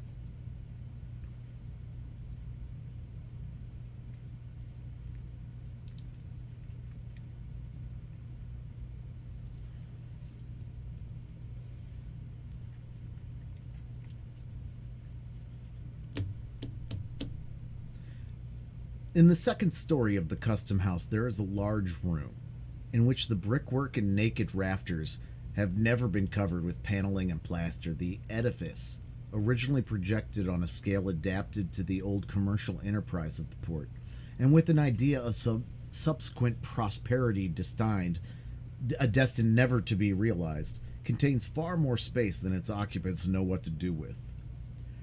This airy hall, therefore, over the collector's apartments, remains unfinished to this day, and, in spite of the aged cobwebs that festoon its dusty beams, appears still to await the labor of the carpenter and mason. At one end of the room, in a recess, were a number of barrels, piled one upon another, containing bundles of official documents. Large quantities of similar rubbish lay lumbering the floor. It was sorrowful to think how many days and weeks and months and years of toil had been wasted on these musty papers, which were now only an encumbrance on earth and were hidden away within this forgotten corner, never more to be glanced at by the human eyes. But then what realms of other manuscripts, filled not with the dullness of official formalities, but with the thought of inventive brains and the rich effusion of deep hearts, had gone equally to oblivion, and that, moreover, without serving a purpose in their day, as these heaped-up papers had, and, saddest of all, without purchasing for their writers a comfortable livelihood which the clerks of the custom house had gained by these worthless scratchings of the pen. Yet not altogether worthless, perhaps, as materials of local history. Here, no doubt, statistics of the former commerce of Salem might be discovered, and memorials of our princely merchants, old King Derby, old Billy Gray, old Simon Forrester, and many another magnate in his day, whose powdered head, however, was scarcely in the tomb before his mountain pile of wealth began to dwindle. The founders of the greater part of the families which now compose the aristocracy of Salem might be here traced from the petty and obscuring beginnings of their traffic, at periods generally much posterior to the Revolution, upward to what their children look upon as a long-established rank. Prior to the Revolution, there is a dearth of records. The early documents and archives of the Custom House having probably been carried off to Halifax when all the king's officials accompanied the British Army in flight from Boston. It has often been a matter of regret with me for, going back perhaps to the days of the Protectorate, those papers must have contained many references to forgotten or remembered men and to antique customs which would have affected me with the same pleasure as when I used to pick up old Indian arrowheads in the field near the old manse. But one idle and rainy day it was my fortune to make a discovery of some little interest. Poking and burrowing into a heaped up rubbish in the corner, unfolding one another document and reading the names of vessels that had long ago floundered at sea or rotted at the wharves, and those of merchants never heard of now on change nor very readily decipherable on their mossy tombstones, glancing at such matters with the saddened, weary, half-reluctant interest which we bestow on the corpse of dead activity, and exerting my fancy, sluggish with little use, to raise up from these dry bones an image of the old town's brighter aspect, when India was a new region, and only Salem knew the way thither. I chanced to lay my hand on a small package carefully done up in a piece of ancient yellow parchment. This envelope had the air of an official record of some period long past, when clerks engrossed their stiff and formal chirography on more substantial materials than at present. There was something about it that quickened an instinctive curiosity and made me undo the folded red tape that tied up the package, with the sense that a treasure would be here brought to light. Unbending the rigid folds of the parchment cover, I found it to be a commission under the hand and seal of Governor Shirley in favor of one Jonathan Pugh, as surveyor of His Majesty's Customs for the port of Salem in the province of Massachusetts Bay. I remember to have read, probably in felt annals, a notice of the decease of Mr. Surveyor Pugh about 80 years ago, and likewise, in a newspaper of recent times, an account of the digging up of his remains in a little graveyard of St. Peter's Church during the renewal of that edifice. Nothing, if I rightly call to mind, was left of my respected predecessor, save an imperfect skeleton and some fragments of apparel, and a wig of majestic frizzle, which, unlike the head that it once adorned, was in very satisfactory preservation. But, on examining the papers which the parchment commission served to envelop, I found more traces of Mr. Pugh's mental part, and the internal operations of his head, than the frizzled wig had contained of the venerable skull itself. They were documents, in short, not official, but of a private nature, or at least written in his private capacity, and apparently with his own hand. I could account for their being included in the heap of custom house lumber only by the fact that Mr. Pugh's death had happened suddenly, and that these papers, which he had probably kept in his official desk, had never come to the knowledge of his heirs, and were supposedly to relate to the business of the revenue. On the transfer of the archives to Halifax, this package, proven to be of no public concern, was left behind, and had remained ever since unopened. The ancient surveyor, being little molested, I suppose, at that early day with business pertaining to his office, seemed to have devoted some of his many leisure hours to researches as a local antiquarian and other inquisitions of a similar nature. These supplied material for petty activity to a mind that would otherwise have been eaten up with rust. A portion of his facts, by the by, did me good service in the preparation of the article entitled Main Street, included in the present volume. The remainder may perhaps be applied to purposes equally valuable hereafter, or not impossibly may be worked up, so far as they go, into a regular history of Salem, should my veneration for the natal soil ever impel me to so pious a task. Meanwhile, they shall be at the command of any gentleman, inclined and competent, to take the unprofitable labor off my hands. As a final disposition, I contemplate depositing them with the Essex Historical Society.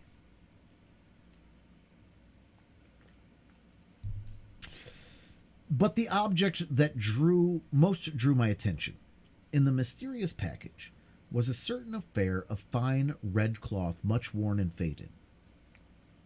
There were traces about it of gold embroidery, which, however, was greatly frayed and defaced, so that none or very little of the glitter was left. It had been wrought, as was easy to perceive, with wonderful skill of needlework, and the stitch, as I am assured by ladies conversant with such mysteries, gives evidence of a now forgotten art not to be recovered even by the process of picking out the threads. This rag of scarlet cloth, for time and wear and the sacrilegious moth that had been reduced it to little other than a rag, on careful examination, assumed the shape of a letter. It was the capital letter A. By an accurate measurement, each limb proved to be precisely 3 1/4 inches in length. It had been intended, there could be no doubt, as an ornamental article of dress, but how was it to be worn, or what rank, honor, and dignity, and by past times were signified by it, was a riddle which, so evanescent are the fashions of the world in these particulars, I saw little hope of solving. And yet it strangely interested me. My eyes fastened themselves upon the old scarlet letter and would not be turned aside. Certainly there was some deep meaning in it, most worthy of interpretation, and which, as it were, streamed forth from the mystic symbol, subtly communicating itself to my sensibilities, but evading the analysis of my mind. While thus perplexed and cogitating, among other hypotheses, whether the letter might not have been one of those decorations which the white men used to contrive in order to take the eyes of Indians, I happened to place it on my breast.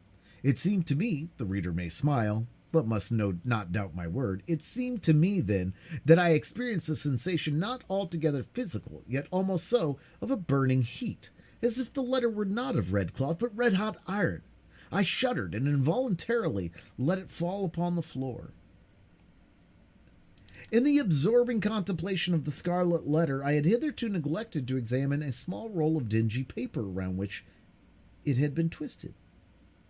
This I now opened, and had the satisfaction to find, recorded by the old surveyor's pen, a reasonably complete explanation of the whole affair. There were several foolscap sheets containing many particulars respecting the life and conversation of one Hester Prynne, who appeared to have been a rather noteworthy personage in the view of our ancestors. She had flourished during the period between the early days of Massachusetts and the close of the 17th century. Aged persons, alive in the time of Mr. Surveyor Pugh, and from whose oral testimony he had made up his narrative, remembered her, in their youth, as a very old but not decrepit woman, of a stately and solemn aspect.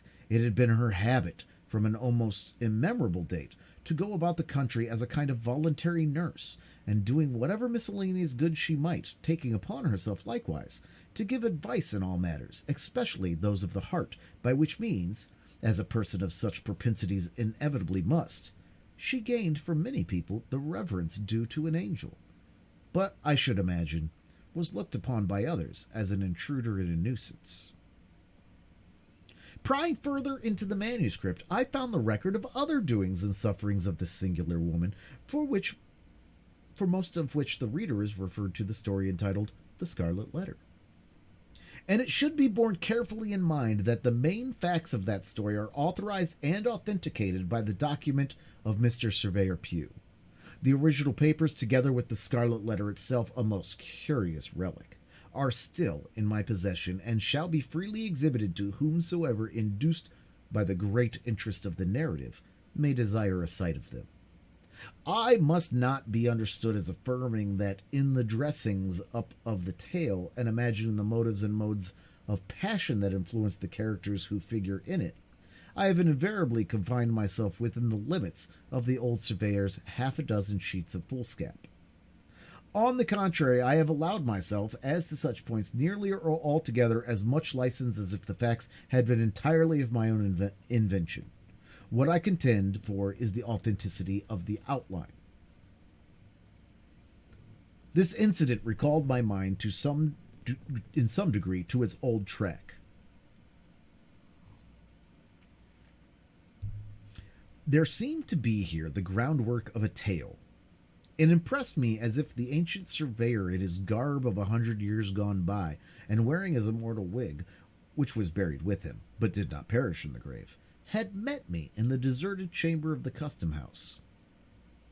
In his port was the dignity of one who had borne his majesty's commission, and who was therefore illuminated by a ray of the splendor that shone so dazzlingly about the throne. How unlike, alas, the hangdog look of a republican official who, as the servant of the people, feels himself less than the least and below the lowest of his masters.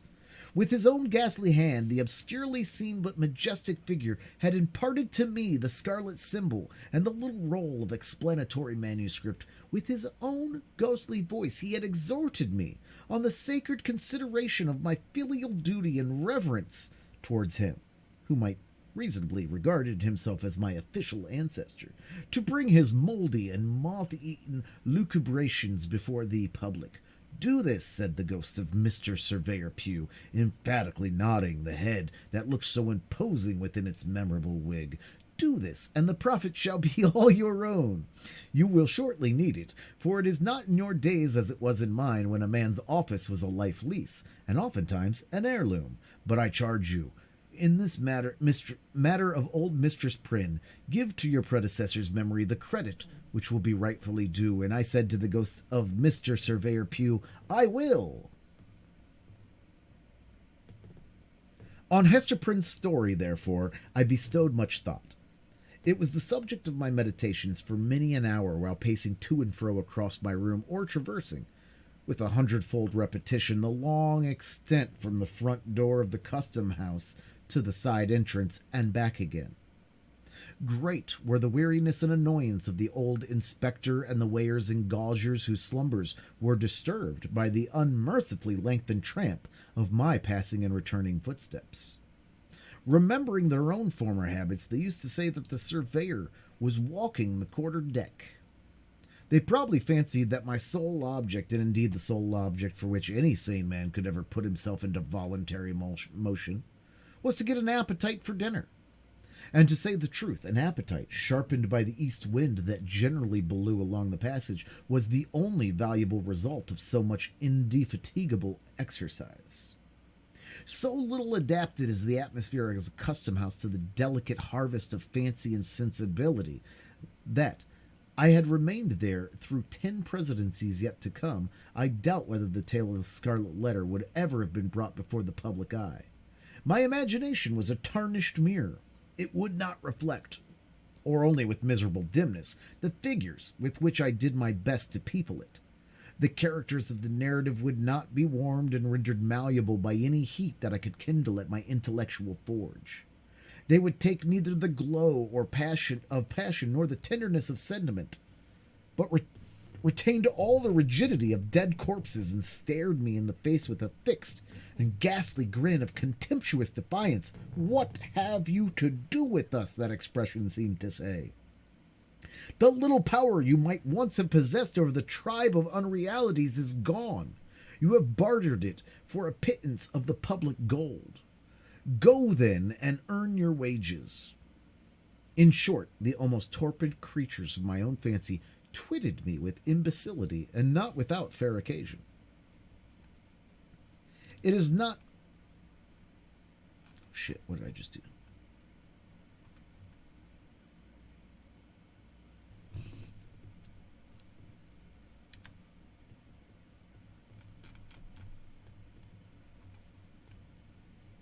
Sorry, I lost my place. Give me 1 second.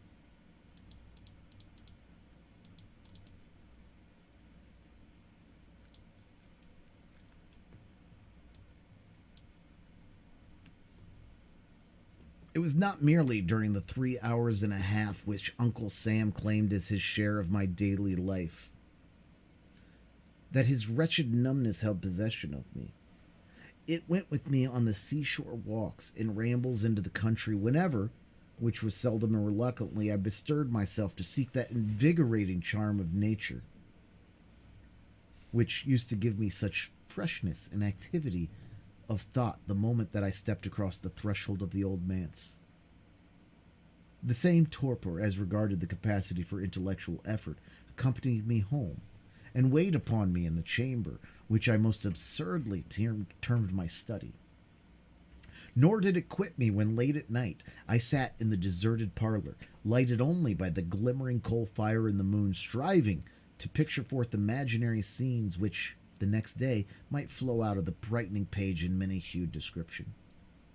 If the imaginative faculty refused to act at such an hour, it might well be deemed a hopeless case.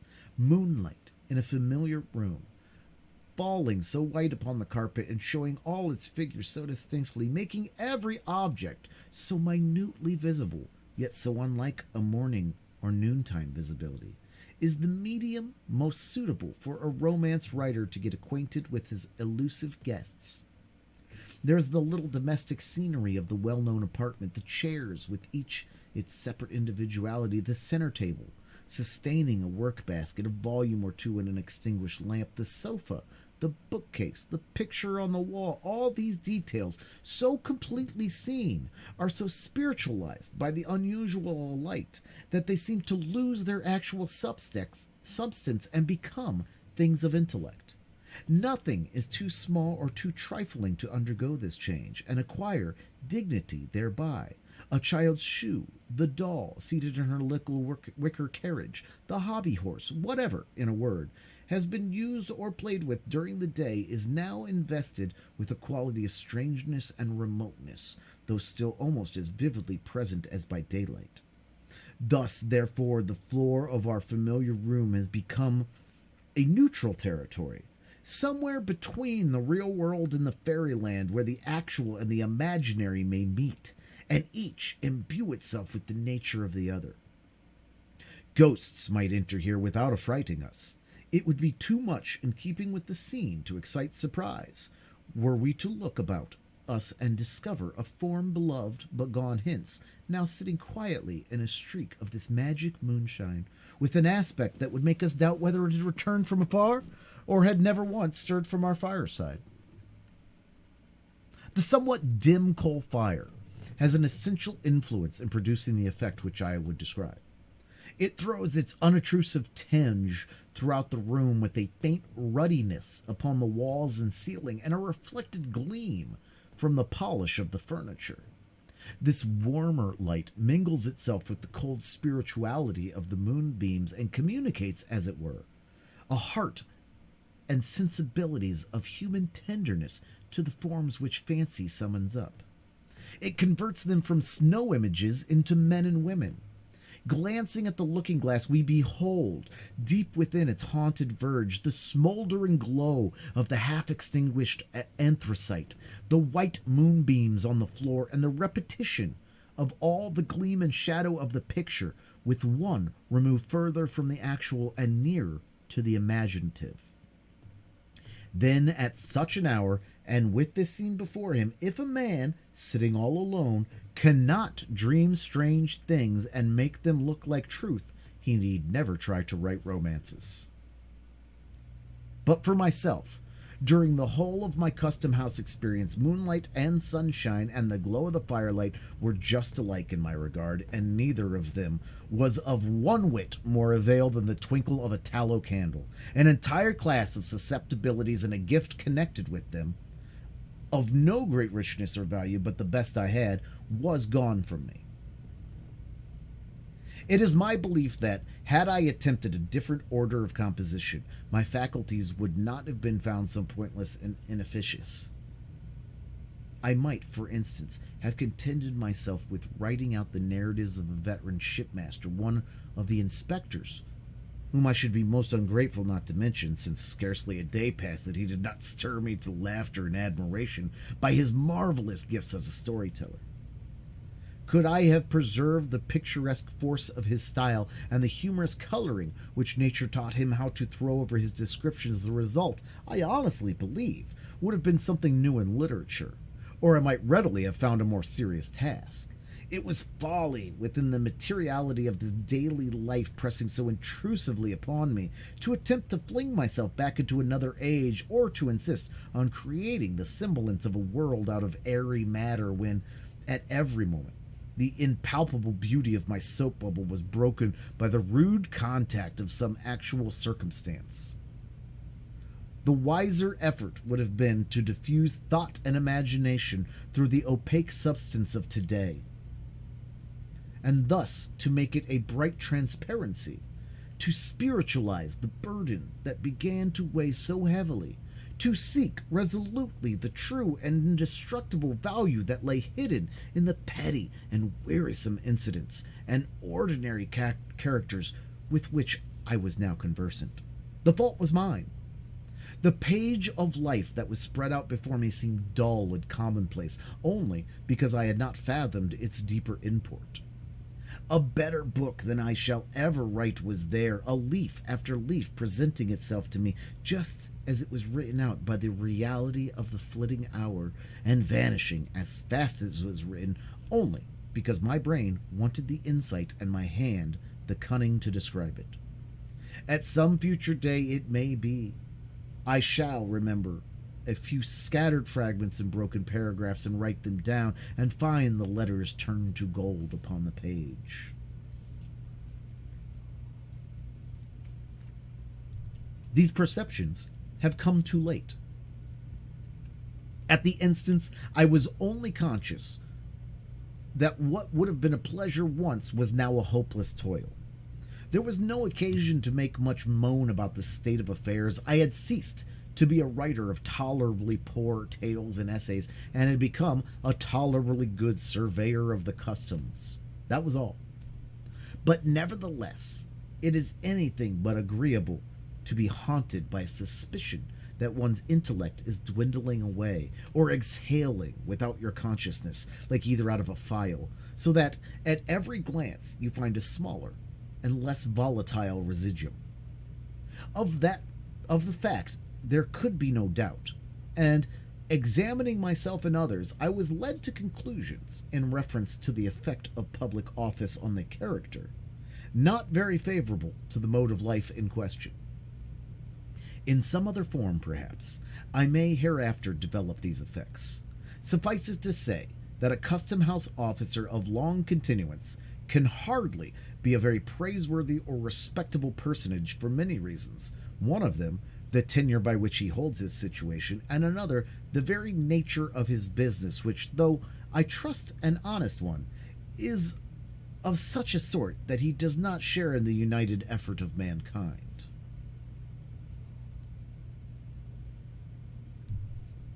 An effect which I believe to be observable more or less in every individual who has occupied the position is that, while he leans on the mighty arm of the Republic, his own proper strength departs from him. He loses, in an extent proportioned to the weakness or force of his original nature, the capability of self-support. If he possess an unusual share of native energy, or the innervating magic of place do not operate too long upon him, his forfeited powers may be redeemable. The ejected officer, fortunate in the unkindly shove that sends him forth betimes to struggle amid the struggling world, may return to himself and become all that he has ever been, but this seldom happens. He usually keeps his ground just long enough for his own ruin, and is then thrust out with sinews all unstrung, to totter along the difficult footpath of life as he best may. Conscious of his own infirmity, that his tempered steel and elasticity are lost, he forever afterwards looks wistfully about him in a quest of support external to himself. His pervading continual hope, a hallucination which, in the face of all discouragement and making light of impossibilities, haunts him while he lives, and I fancy, like the convulsive throes of the cholera, torments him for a brief space after death, is that finally, and in no long time, by some happy coincidence of circumstances, he shall be restored to office. This faith, more than anything else, steals the pith and availability out of whatever enterprise he may dream of undertaking. Why should he toil and moil and be at so much trouble to pick himself up out of the mud when, in a little while hence, the strong arm of his uncle will raise and support him? Why should he work for his living here, or go to dig gold in California, when he is so soon to be made happy at monthly intervals with a little pile of glittering coin out of his uncle's pocket? It is sadly curious to observe how slight a taste of office suffices to infect a poor fellow with this singular disease. Uncle Sam's gold, meaning no disrespect to the worthy old gentleman, has in this respect a quality of enchantment like that of the devil's wages. Whoever touches it should look well to himself, or he may find the bargain to go hard against him, involving, if not his soul, yet many of his better attributes. Its sturdy force, its courage and constancy, its truth, its self-reliance, and all that gives emphasis to manly character. Here was a fine prospect in the distance, not that the surveyor brought the lesson home to himself or admitted that he could be so utterly undone, either by continuance in office or ejectment. Yet my reflections were not the most comfortable. I began to grow melancholy and restless, continually prying into my mind to discover which of its poor properties were gone and what degree of detriment had already occurred to the remainder. I endeavored to calculate how much longer I could stay in the custom house and yet go forth a man. To confess the truth, it was my greatest apprehension, as it would never be a measure of policy to turn out so quiet an individual as myself, and it being hardly in the nature of a public officer to resign, it was my chief trouble, therefore, that I was likely to grow gray and decrepit in the surveyorship and become much such another animal as the old inspector. Might it not, in the tedious lapse of official life that lay before me, finally be with me as it was with this venerable friend, to make the dinner hour the nucleus of the day, and to spend the rest of it as an old dog spends it asleep in the sunshine or in the shade? A dreary look forward, this, for a man who felt it to be the best definition of happiness to live throughout the whole range of his faculties and sensibilities. But all this while I was giving myself very unnecessary alarm. Providence had meditated better things for me than I could possibly imagine for myself.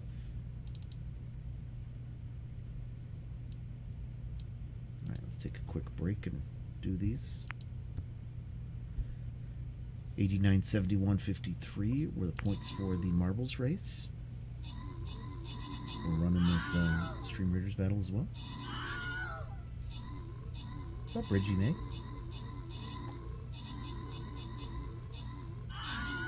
Good to see you again, if you're still here. Reading streams aren't for everybody. Play to play.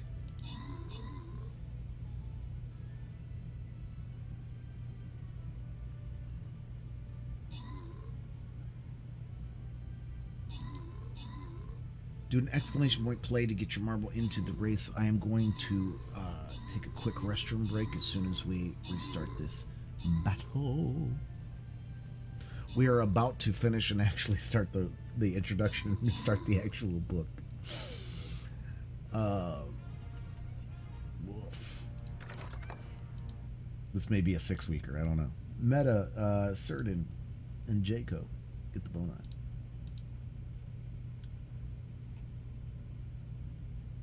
If we had cut out the intro, it was probably a 4-weeker. So we might be out looking at a 5-weeker. I don't know. We'll see. See how far we get in the last half hour of reading. Alright, guys, get your units in. I'm going to take a quick break to go to the restroom. BRBs.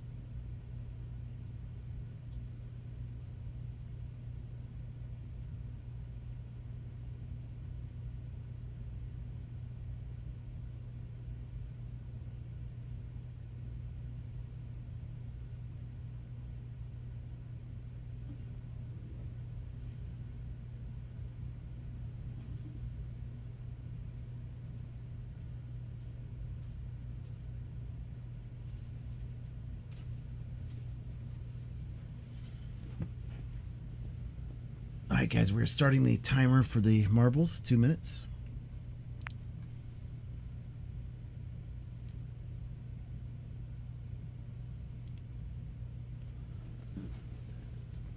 And this will be the last long race.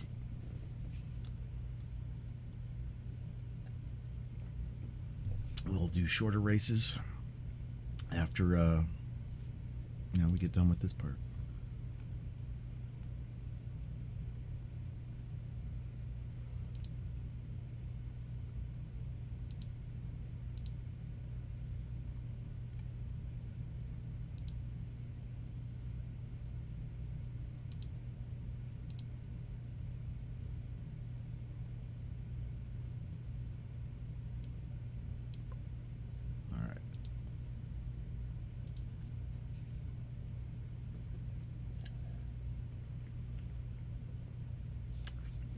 So verbose, so waxing poetic, but very intellectual and just a joy.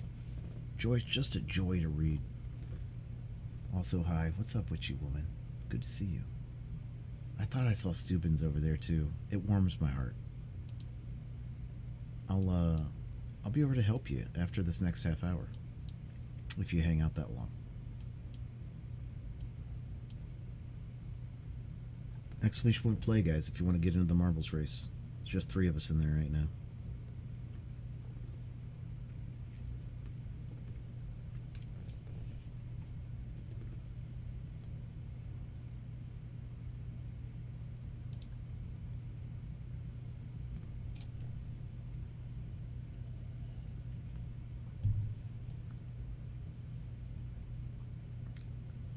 A remarkable event of the 3rd year of my surveyorship.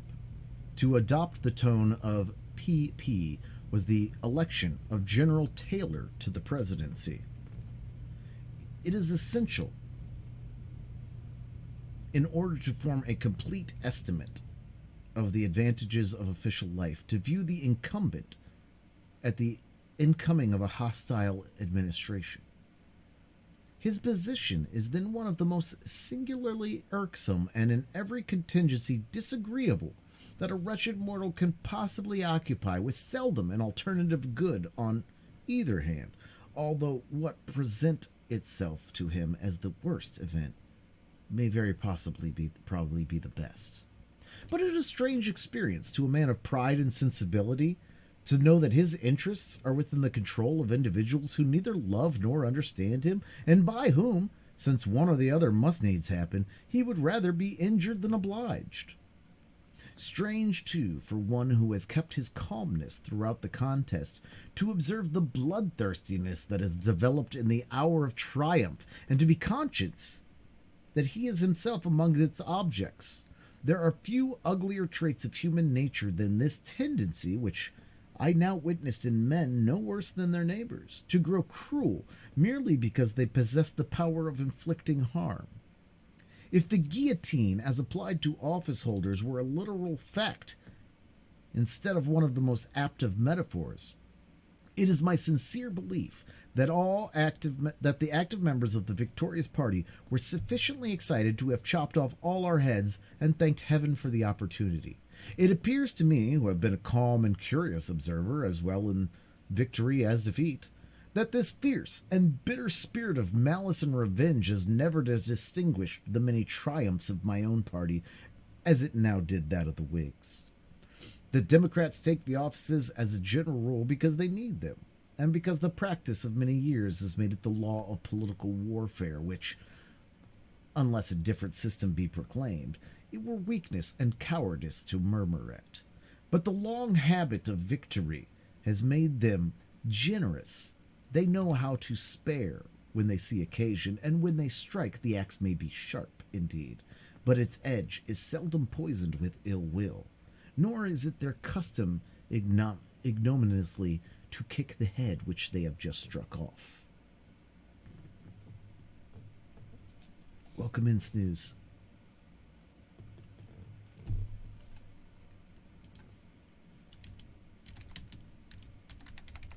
We are reading the longest introduction known to man. The longest introduction known to man. We're gonna get like one chapter into the actual book. Left behind in the raid again. That's all right. I'm sure you were left breadcrumbs. Hansel and Gretel your way over here. So excited! I have never read this book. This is one of the best introductions I have ever read. Bit long. Like Terry Brooks describing a hill or something. But just the prose of it coming from Frank Baum and before that Jules Verne, the prose of it is just like liquid gold. It's great. It's fantastic. Not Nathaniel's strong suit. Not in this introduction.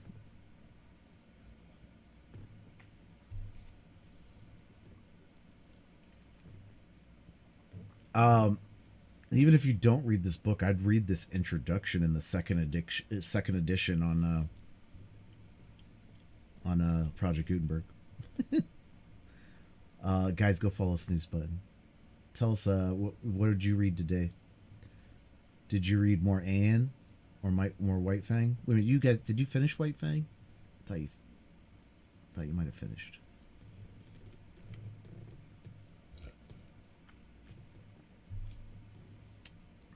Whew. This has been an intense and wonderful read. Reading Anne and White Fang. Only 2 more streams probably left of White Fang, and then we're done. Nice. Yeah, at this pacing, this is looking like a 5 or 6 streamer, and I mean, and you know me, I power through. Do yourself a favor, guys. Go follow Snooze Button. Absolutely amazing games. Great voice, great presence, great books. Do the things. Let's get back into it.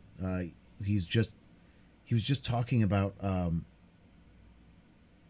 his time in the custom house, and he's just waxing poetic, describing the characters, describing the finding of the snooze.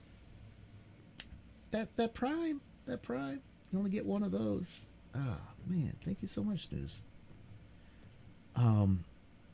Talking about his finding. We all need the red pandas. Talking about finding the Scarlet he finds the actual Scarlet letter while he's working at this custom house. And he finds like some parchments that describe Heather Prynne and the things around the Scarlet A that time. And he says to make sure in no uncertain terms that he is writing the book as if the facts were his own, but basing the outline of the book on the actual facts. And now he's talking about how he was going to lose all of his intellect and his imagination in this custom house job. But now Taylor was elected president, and so now he's waxing poetic on this. And we'll continue.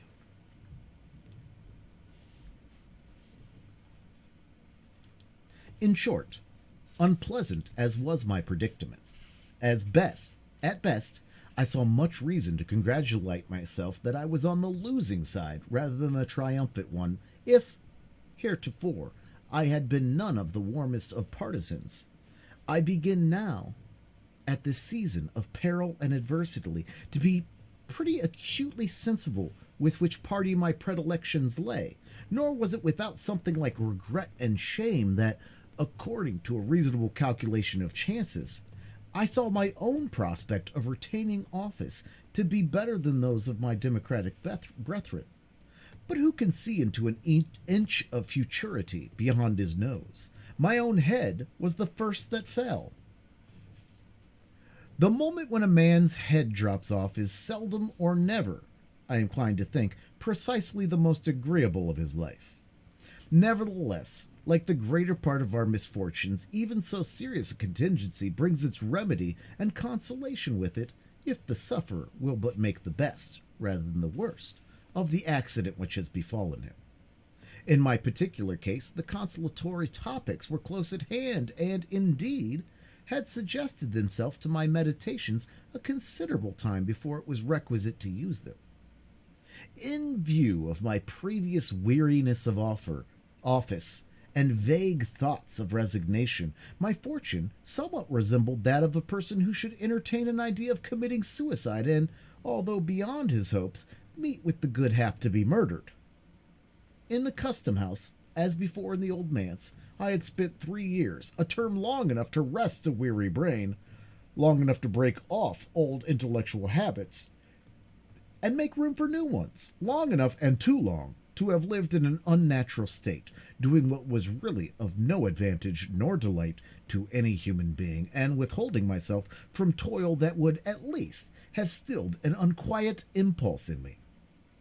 Then, moreover, as regarded this unceremonious ejectment, the late surveyor was not altogether ill-pleased to be recognized by the Whigs as an enemy, since his activity in political affairs, his tendency to roam at will in that broad and quiet field where all mankind meet, rather than confine himself to those narrow paths where brethren of the same household must diverge from one another, had sometimes made it questionable with his brother Democrats whether he was a friend. Now, after he had won the crown of martyrdom, though with no longer a head to wear it on, the point might be looked upon as settled. Finally, little heroic as he was, it seemed more decorous to be overthrown in the downfall of the party which he had been content to stand, than to remain a forlorn survivor when so many worthier men were falling, and at last, after subsisting for 4 years on the mercenary of a hostile administration, to be compelled then to define his position anew and claim the yet more humiliating mercy of a friendly one. Meanwhile, the press had taken up my affair and kept me, for a week or two, careering through the public prints in my decapitated state like Irving's headless horseman, ghastly and grim and longing to be buried as a politically dead man ought. So much for my figurative self. The real human being, all this time, with his head safely on his shoulders, had brought himself to the comfortable conclusion that everything was for the best, and making an investment in ink, paper, and steel pens, had opened his long disused writing desk and was again a literary man. Now it was that the lucubrations of my ancient predecessor, Mr. Surveyor Pugh, came into play. Rusty through long idleness, some little space was requisite before my intellectual machinery could be brought to work upon the tale with an effect in any degree satisfactory.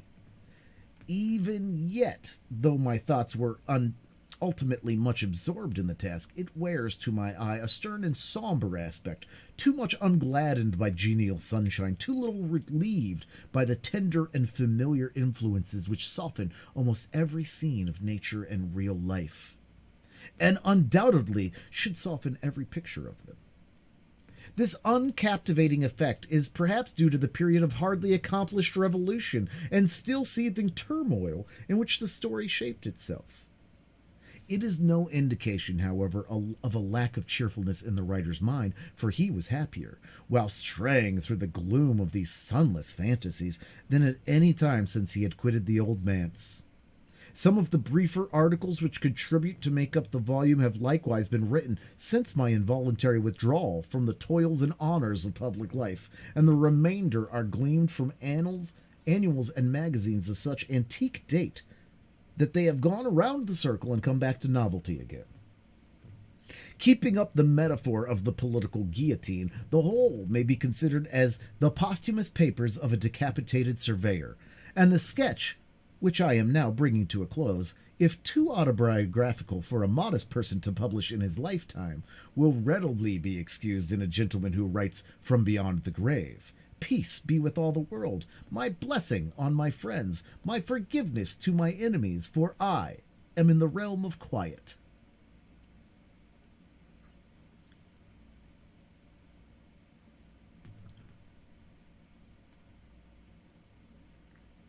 There's another little short segment. Here's the footnote. It says, at the time of writing this article, the author intended to publish, along with the Scarlet Letter, several shorter tales and sketches. These it has been thought advisable to defer. The life of a custom house lies like a dream behind me. The old inspector, who, by the by, I regret to say, was overthrown and killed by a horse some time ago, Else he would certainly have lived forever, he and all those other venerable personages who sat with him at the receipt of custom are but shadows in my view, white-headed and wrinkled images which my fancy used to sport with, and has now flung aside forever. The merchants, Pingree, Phillips, Shepherd, Upton, Kimball, Bertram, Hunt, these, and many other names which had such a classic familiarity for my ear 6 months ago, these men of traffic who seemed to occupy so important a position in the world, how little time has it required to disconnect me from them all, not merely in act but recollection.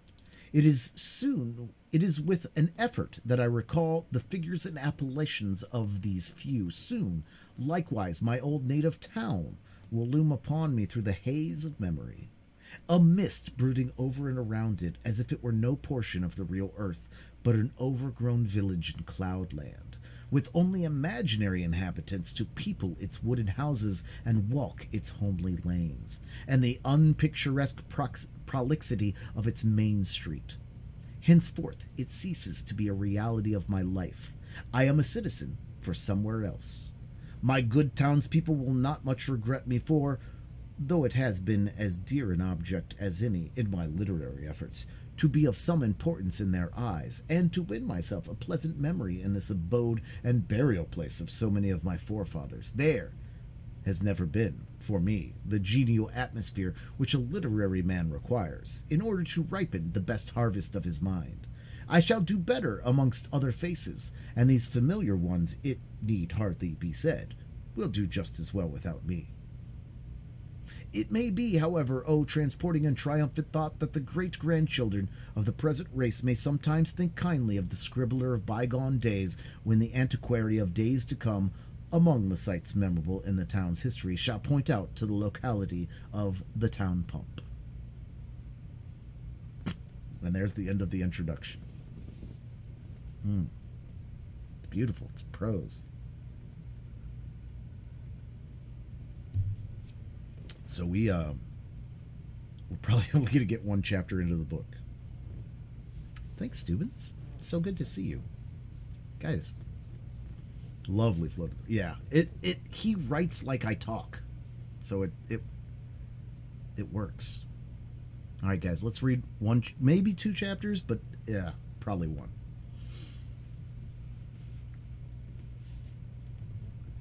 The Scarlet Letter. Chapter 1, The Prison Door. A throng of bearded men in sad-colored garments and gray steeple-crowned hats, intermixed with women, some wearing hoods and others bareheaded, was assembled in front of a wooden edifice, the door of which was heavily timbered with oak and studded with iron spikes. The founders of a new colony, whatever utopia of human virtue and happiness they might originally project, have invariably recognized it among their earliest practical necessities to allot a portion of the virgin soil as a cemetery, and another portion as the site of a prison.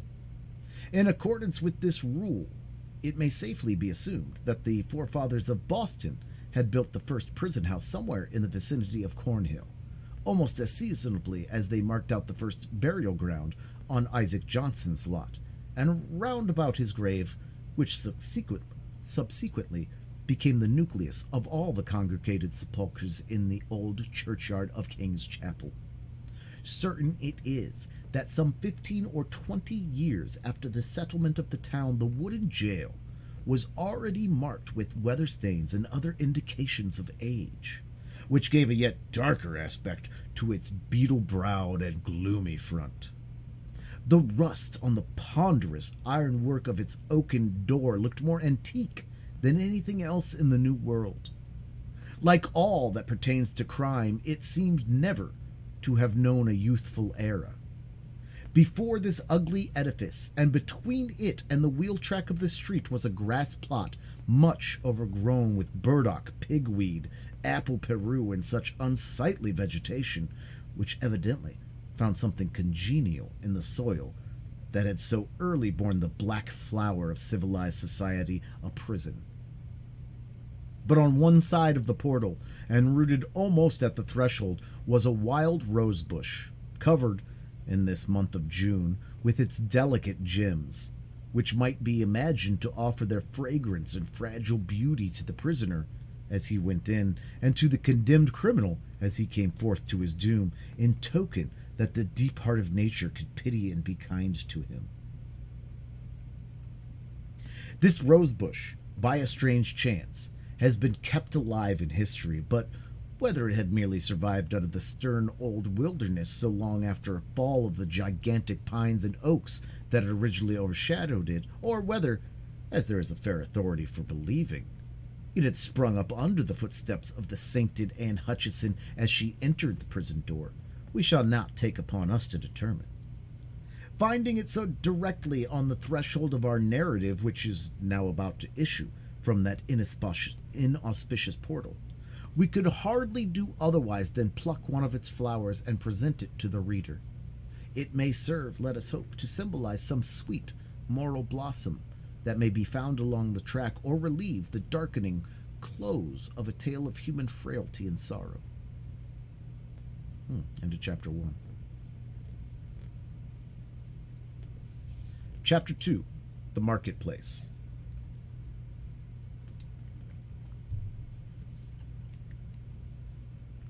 The grass plot before the jail, in Prison Lane, on a certain summer morning, not less than 2 centuries ago, was occupied by a pretty large number of the inhabitants of Boston, all with their eyes intently fastened on the iron-clamped oaken door, amongst any other population, or at a later period in the history of New England.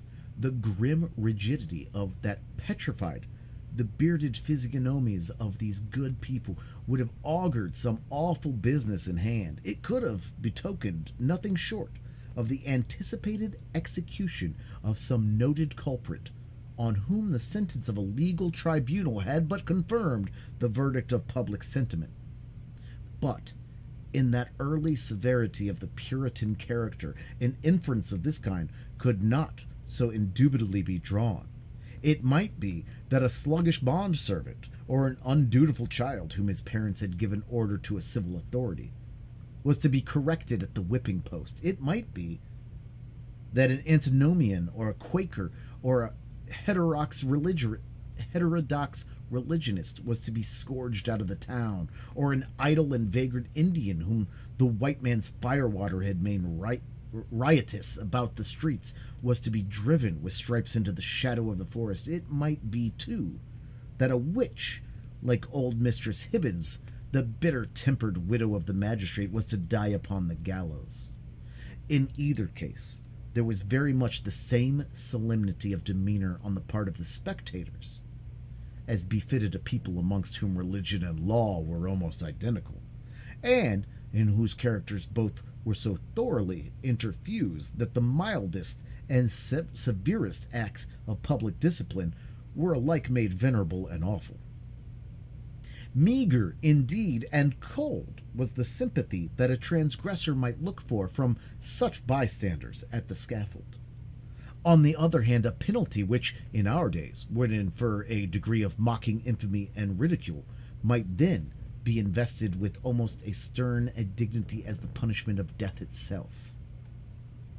It was a circumstance to be noted on the summer morning when our story begins its course that the women, of whom there were several in the crowd, appeared to take a peculiar interest in whatever penal infliction might be expected to ensue. The age had not so much refinement that any sense of impropriety restrained the wearers of petticoat and farthingale from stepping forth into the public ways, and wedging their not unsubstantial persons, if occasion were, into the throng nearest to the scaffold at an execution.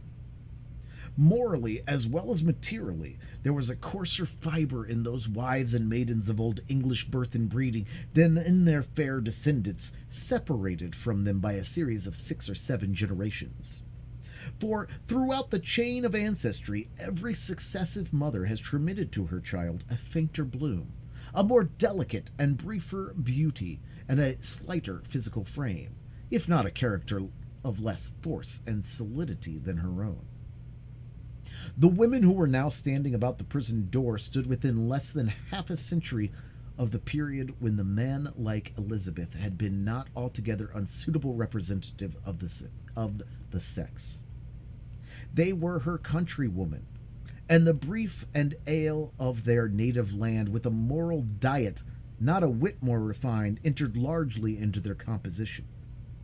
The bright morning sun, therefore, shone up on broad shoulders and well-developed busts, and on round and ruddy cheeks that had ripened in the far-off island, and had hardly yet grown paler or thinner in the atmosphere of New England.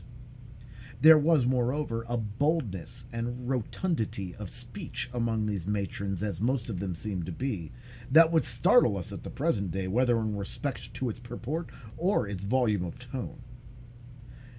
"Goodwives," said a hard-featured dame of 50, "I'll tell you a piece of my mind. It would be greatly for the public behoof if we women, being of mature age and church members of good repute, should have the handling of such malefactress as this Hester Prynne. What think ye, gossips?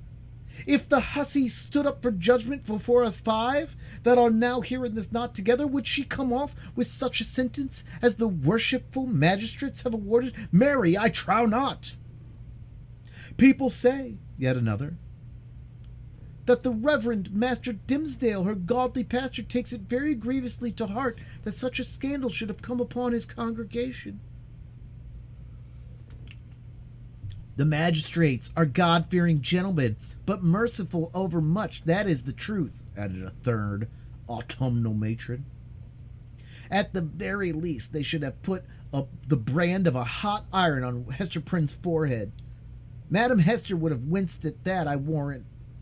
But she, the naughty baggage, little will she care that they put upon the bodice of her gown. Why, look you, she may cover it with a brooch, or such like heathenish adornment, and so walk the streets as brave as ever."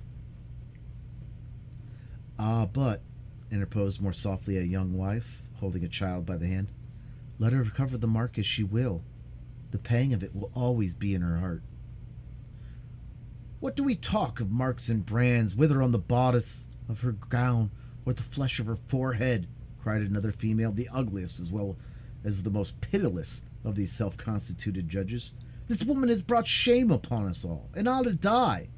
Is there not law for it? Truly, there is, both in the scripture and the statute book. Then let the magistrates, who have made it of no effect, thank themselves if their own wives and daughters go astray." "Mercy on us, good wife," exclaimed a man in the crowd. "Is there no virtue in woman, save what springs from a wholesome fear of the gallows? That is the hardest word yet. Hush now, gossips, for the lock is turning in the prison door, and here comes Mistress Prynne herself." The door of the jail being flung open from within, there appeared, in the first place, like a black shadow emerging into sunshine, the grim and grisly presence of the town beadle, with a sword in by his side and his staff of office in his hand. This personage prefigured and presented in his aspect the whole dismal severity of the puritanic code of law, which it was his business to administer in its final and closest application to the offender. Stretching forth the official staff in his left hand, he laid his right upon the shoulder of a young woman, whom he thus drew forward until, on the threshold of the prison door, she repelled him by an action marked with natural dignity and force of character, and stepped into the open air as if by her own free will. She bore in her arms a child, a baby of some 3 months old, who winked and turned aside its little face from the too vivid light of day, because its existence heretofore had brought it acquainted only with the gray twilight of a dungeon or other darksome apartments of the prison. When the young woman, the mother of this child, stood fully revealed before the crowd, it seemed to be her first impulse to clasp the infant closely to her bosom, not so much by an impulse of motherly affection as that she might thereby conceal a certain token which was wrought or fastened into her dress. In a moment, however, wisely judging that one token of her shame would but poorly serve to hide another, she took the baby on her arm, and with a burning blush and yet a haughty smile, and a glance that would not be abashed, looked around at her townspeople and neighbors. On the breast of her gown, in fine red cloth surrounded with an elaborate embroidery and fantastic flourishes of gold thread, appeared the letter A.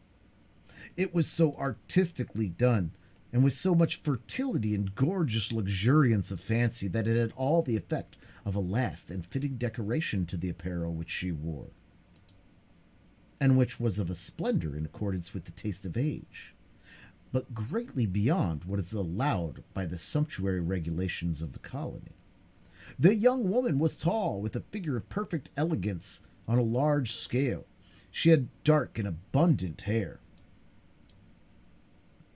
so glossy that it threw off the sunshine with the gleam, and a face which, besides being beautiful from regularity of feature and richness of complexion, had the impressiveness belonging to a marked brow and deep black eyes. She was a ladylike, too, after the manner of feminine gentility of those days, characterized by a certain state and dignity, rather than by the delicate, evanescent, and indescribable grace which is now recognized as its indication.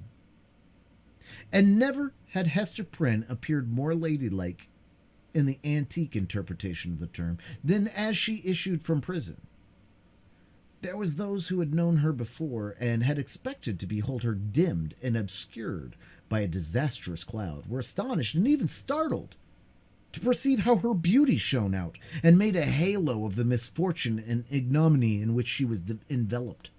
It may be true that, to a sensitive observer, there was something exquisitely painful in it. Her attire, which indeed she had wrought for the occasion in prison, and had modeled much after her own fancy, seemed to express the attitude of her spirit, the desperate recklessness of her mood, by its wild and picturesque peculiarity. But the point which drew all eyes, and, as it were, transfigured the wearer, so that both men and women who had both been familiarly acquainted with Hester Prynne were now impressed as if they beheld her for the first time, was that scarlet letter, so fantastically embroidered and illuminated upon her bosom. It had the effect of a spell, taking her out of the ordinary relations with humanity, and enclosing her in a sphere by herself. "She hath good skill at her needle, that's certain," remarked one of her female spectators. "But did ever a woman before this brazen hussy contrive such a way of showing it? Why, gossips, what is it but to laugh in the faces of our godly magistrates, and make pride out of what they, worthy gentlemen, meant for punishment?" "It were well," muttered one of the most iron-visaged of the old dames, "if we stripped Madam Hester's rich gown off her dainty shoulders, and as for the red letter which she hath stitched so curiously, I'll bestow a rag of mine own rheumatic flannel to make a fitter one." "Oh, peace, neighbors, peace," whispered their youngest companion. "Do not let her hear you. Not a stitch in that embroidered letter but she felt in her own heart."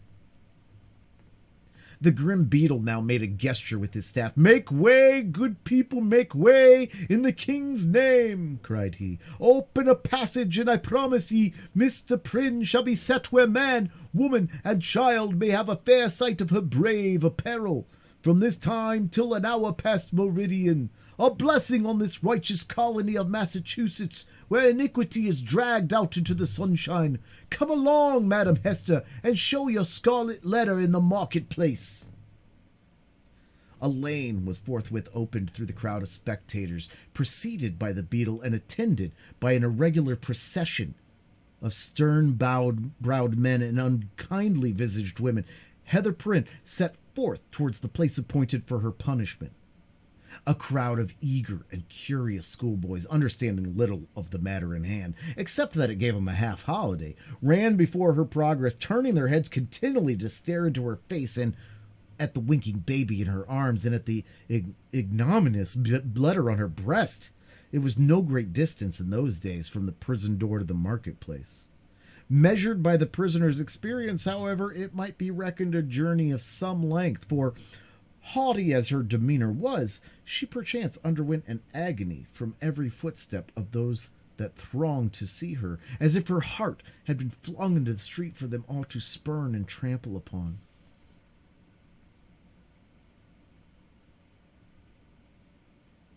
In our nature, however, there is provision alike and marvelous and merciful, that the sufferer should never know the intensity of what he endures by its present torture, but chiefly by the pang that rankles after it. With almost a serene deportment, therefore, Hester Prynne passed through this portion of her ordeal and came to a sort of scaffold at the western extremity of the marketplace. It stood nearly beneath the eaves of Boston's earliest church and appeared to be a fixture there.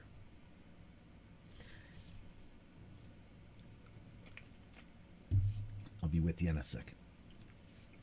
In fact, this scaffold constituted a portion of the penal machine, which now, for 2 or 3 generations past, had been merely historical and traditionary among us, but was held in the old time to be as effectual an agent in the promotion of good citizenship as ever was the guillotine among the terrorists of France. It was, in short, the platform of the pillory, and above it rose the framework of that instrument of discipline so fashioned as to confine the human head in its tight grasp and thus hold it up to the public gaze.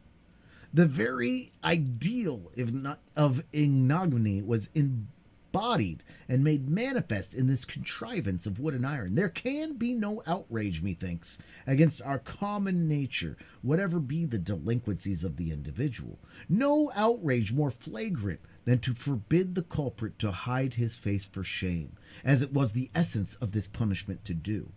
In Hester Prynne's instance, however, as not unfrequently in other cases, her sentence bore that she should stand a certain time upon the platform, but without undergoing the gripe about her neck and confinement of the head, the proneness to which was the most devilish characteristic of this ugly engine. Knowing well her part, she ascended a flight of wooden steps, and was thus displayed to the surrounding multitude at about the height of a man's shoulders above the street. Had there been a papist among the crowd of Puritans, he might have seen in this beautiful woman, so picturesque in her attire and mien, and with the infant at her bosom, an object to be reminded of the image of divine maternity, which so many illustrious painters have vied with one another to represent, something which should remind him, indeed, only by contrast, of that sacred image of a sinless motherhood whose infant was to redeem the world. Here there was the taint of deepest sin in the most sacred quality of human life, working such effect that the world would only the darker for this woman's beauty, and the more lost for the infant that she had borne. The scene was not without a mixture of awe, such as must always invest the spectacle of guilted shame in a fellow creature before society shall have grown corrupt enough to smile instead of shuddering at it. The witnesses of Hester Prynne's disgrace had not yet passed beyond their simplicity. They were stern enough to look upon her death, had that been the sentence, without murmur at its severity. But none of the heartlessness of another social state, which would find only a theme for a jest in an exhibition like the present. Even had there been a disposition to turn the matter into ridicule, it must have been repressed and overpowered by the solemn presence of men no less dignified than the governor and several of his counselors, a judge, a general, and the ministers of the town, all of whom sat or stood in a balcony of the meeting house looking down upon the platform. When such personages could constitute a part of the spectacle without risking the majesty or reverence of rank or office, it was safely to be inferred that the infliction of a legal sentence would have an earnest and effectual meaning. Accordingly, the crowd was somber and grave. The unhappy culprit sustained herself as best a woman might under the heavy weight of 1,000 unrelenting eyes, all fastened upon her and concentrated at her bosom. It was almost intolerable to be borne. Of an impulsive and passionate nature, she had fortified herself to encounter the stings and venomous stabs of public contumely, wrecking itself in every variety of insult. But there was a quality so much more terrible in the solemn mood of the popular mind, that she rather longed to behold all those rigid countenances contorted with scornful merriment, and herself the object.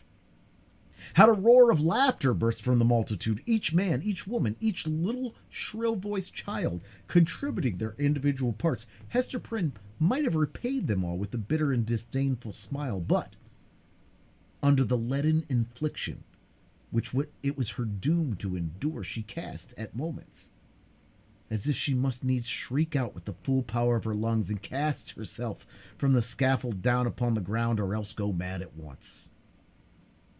Yet there were intervals when the whole scene, in which she was the most conspicuous object, seemed to vanish from her eyes, or at least glimmered indistinctly before them, like a mass of imperfectly shaped and spectral images. Her mind, and especially her memory, was preternaturally active, and kept bringing up other scenes in this roughly hewn street of little town on the edge of the western wilderness. Other faces then were lowering upon her from beneath the brims of those steeple-crowned hats. Reminiscences, the most trifling and immaterial, passages of infancy and school days, sports, childish quarrels, and the little domestic traits of her maiden years came swarming back upon her, intermingled with recollections of whatever was gravest in her subsequent life. One picture precisely as vivid as another, as if were all of similar importance, or all alike a play.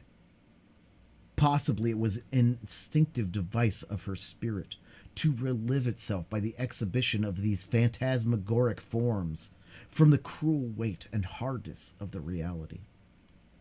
Be that as it might, the scaffold of the pillory was a point of view that revealed to Hester Prynne the entire track along when she had been treading since her happy infancy.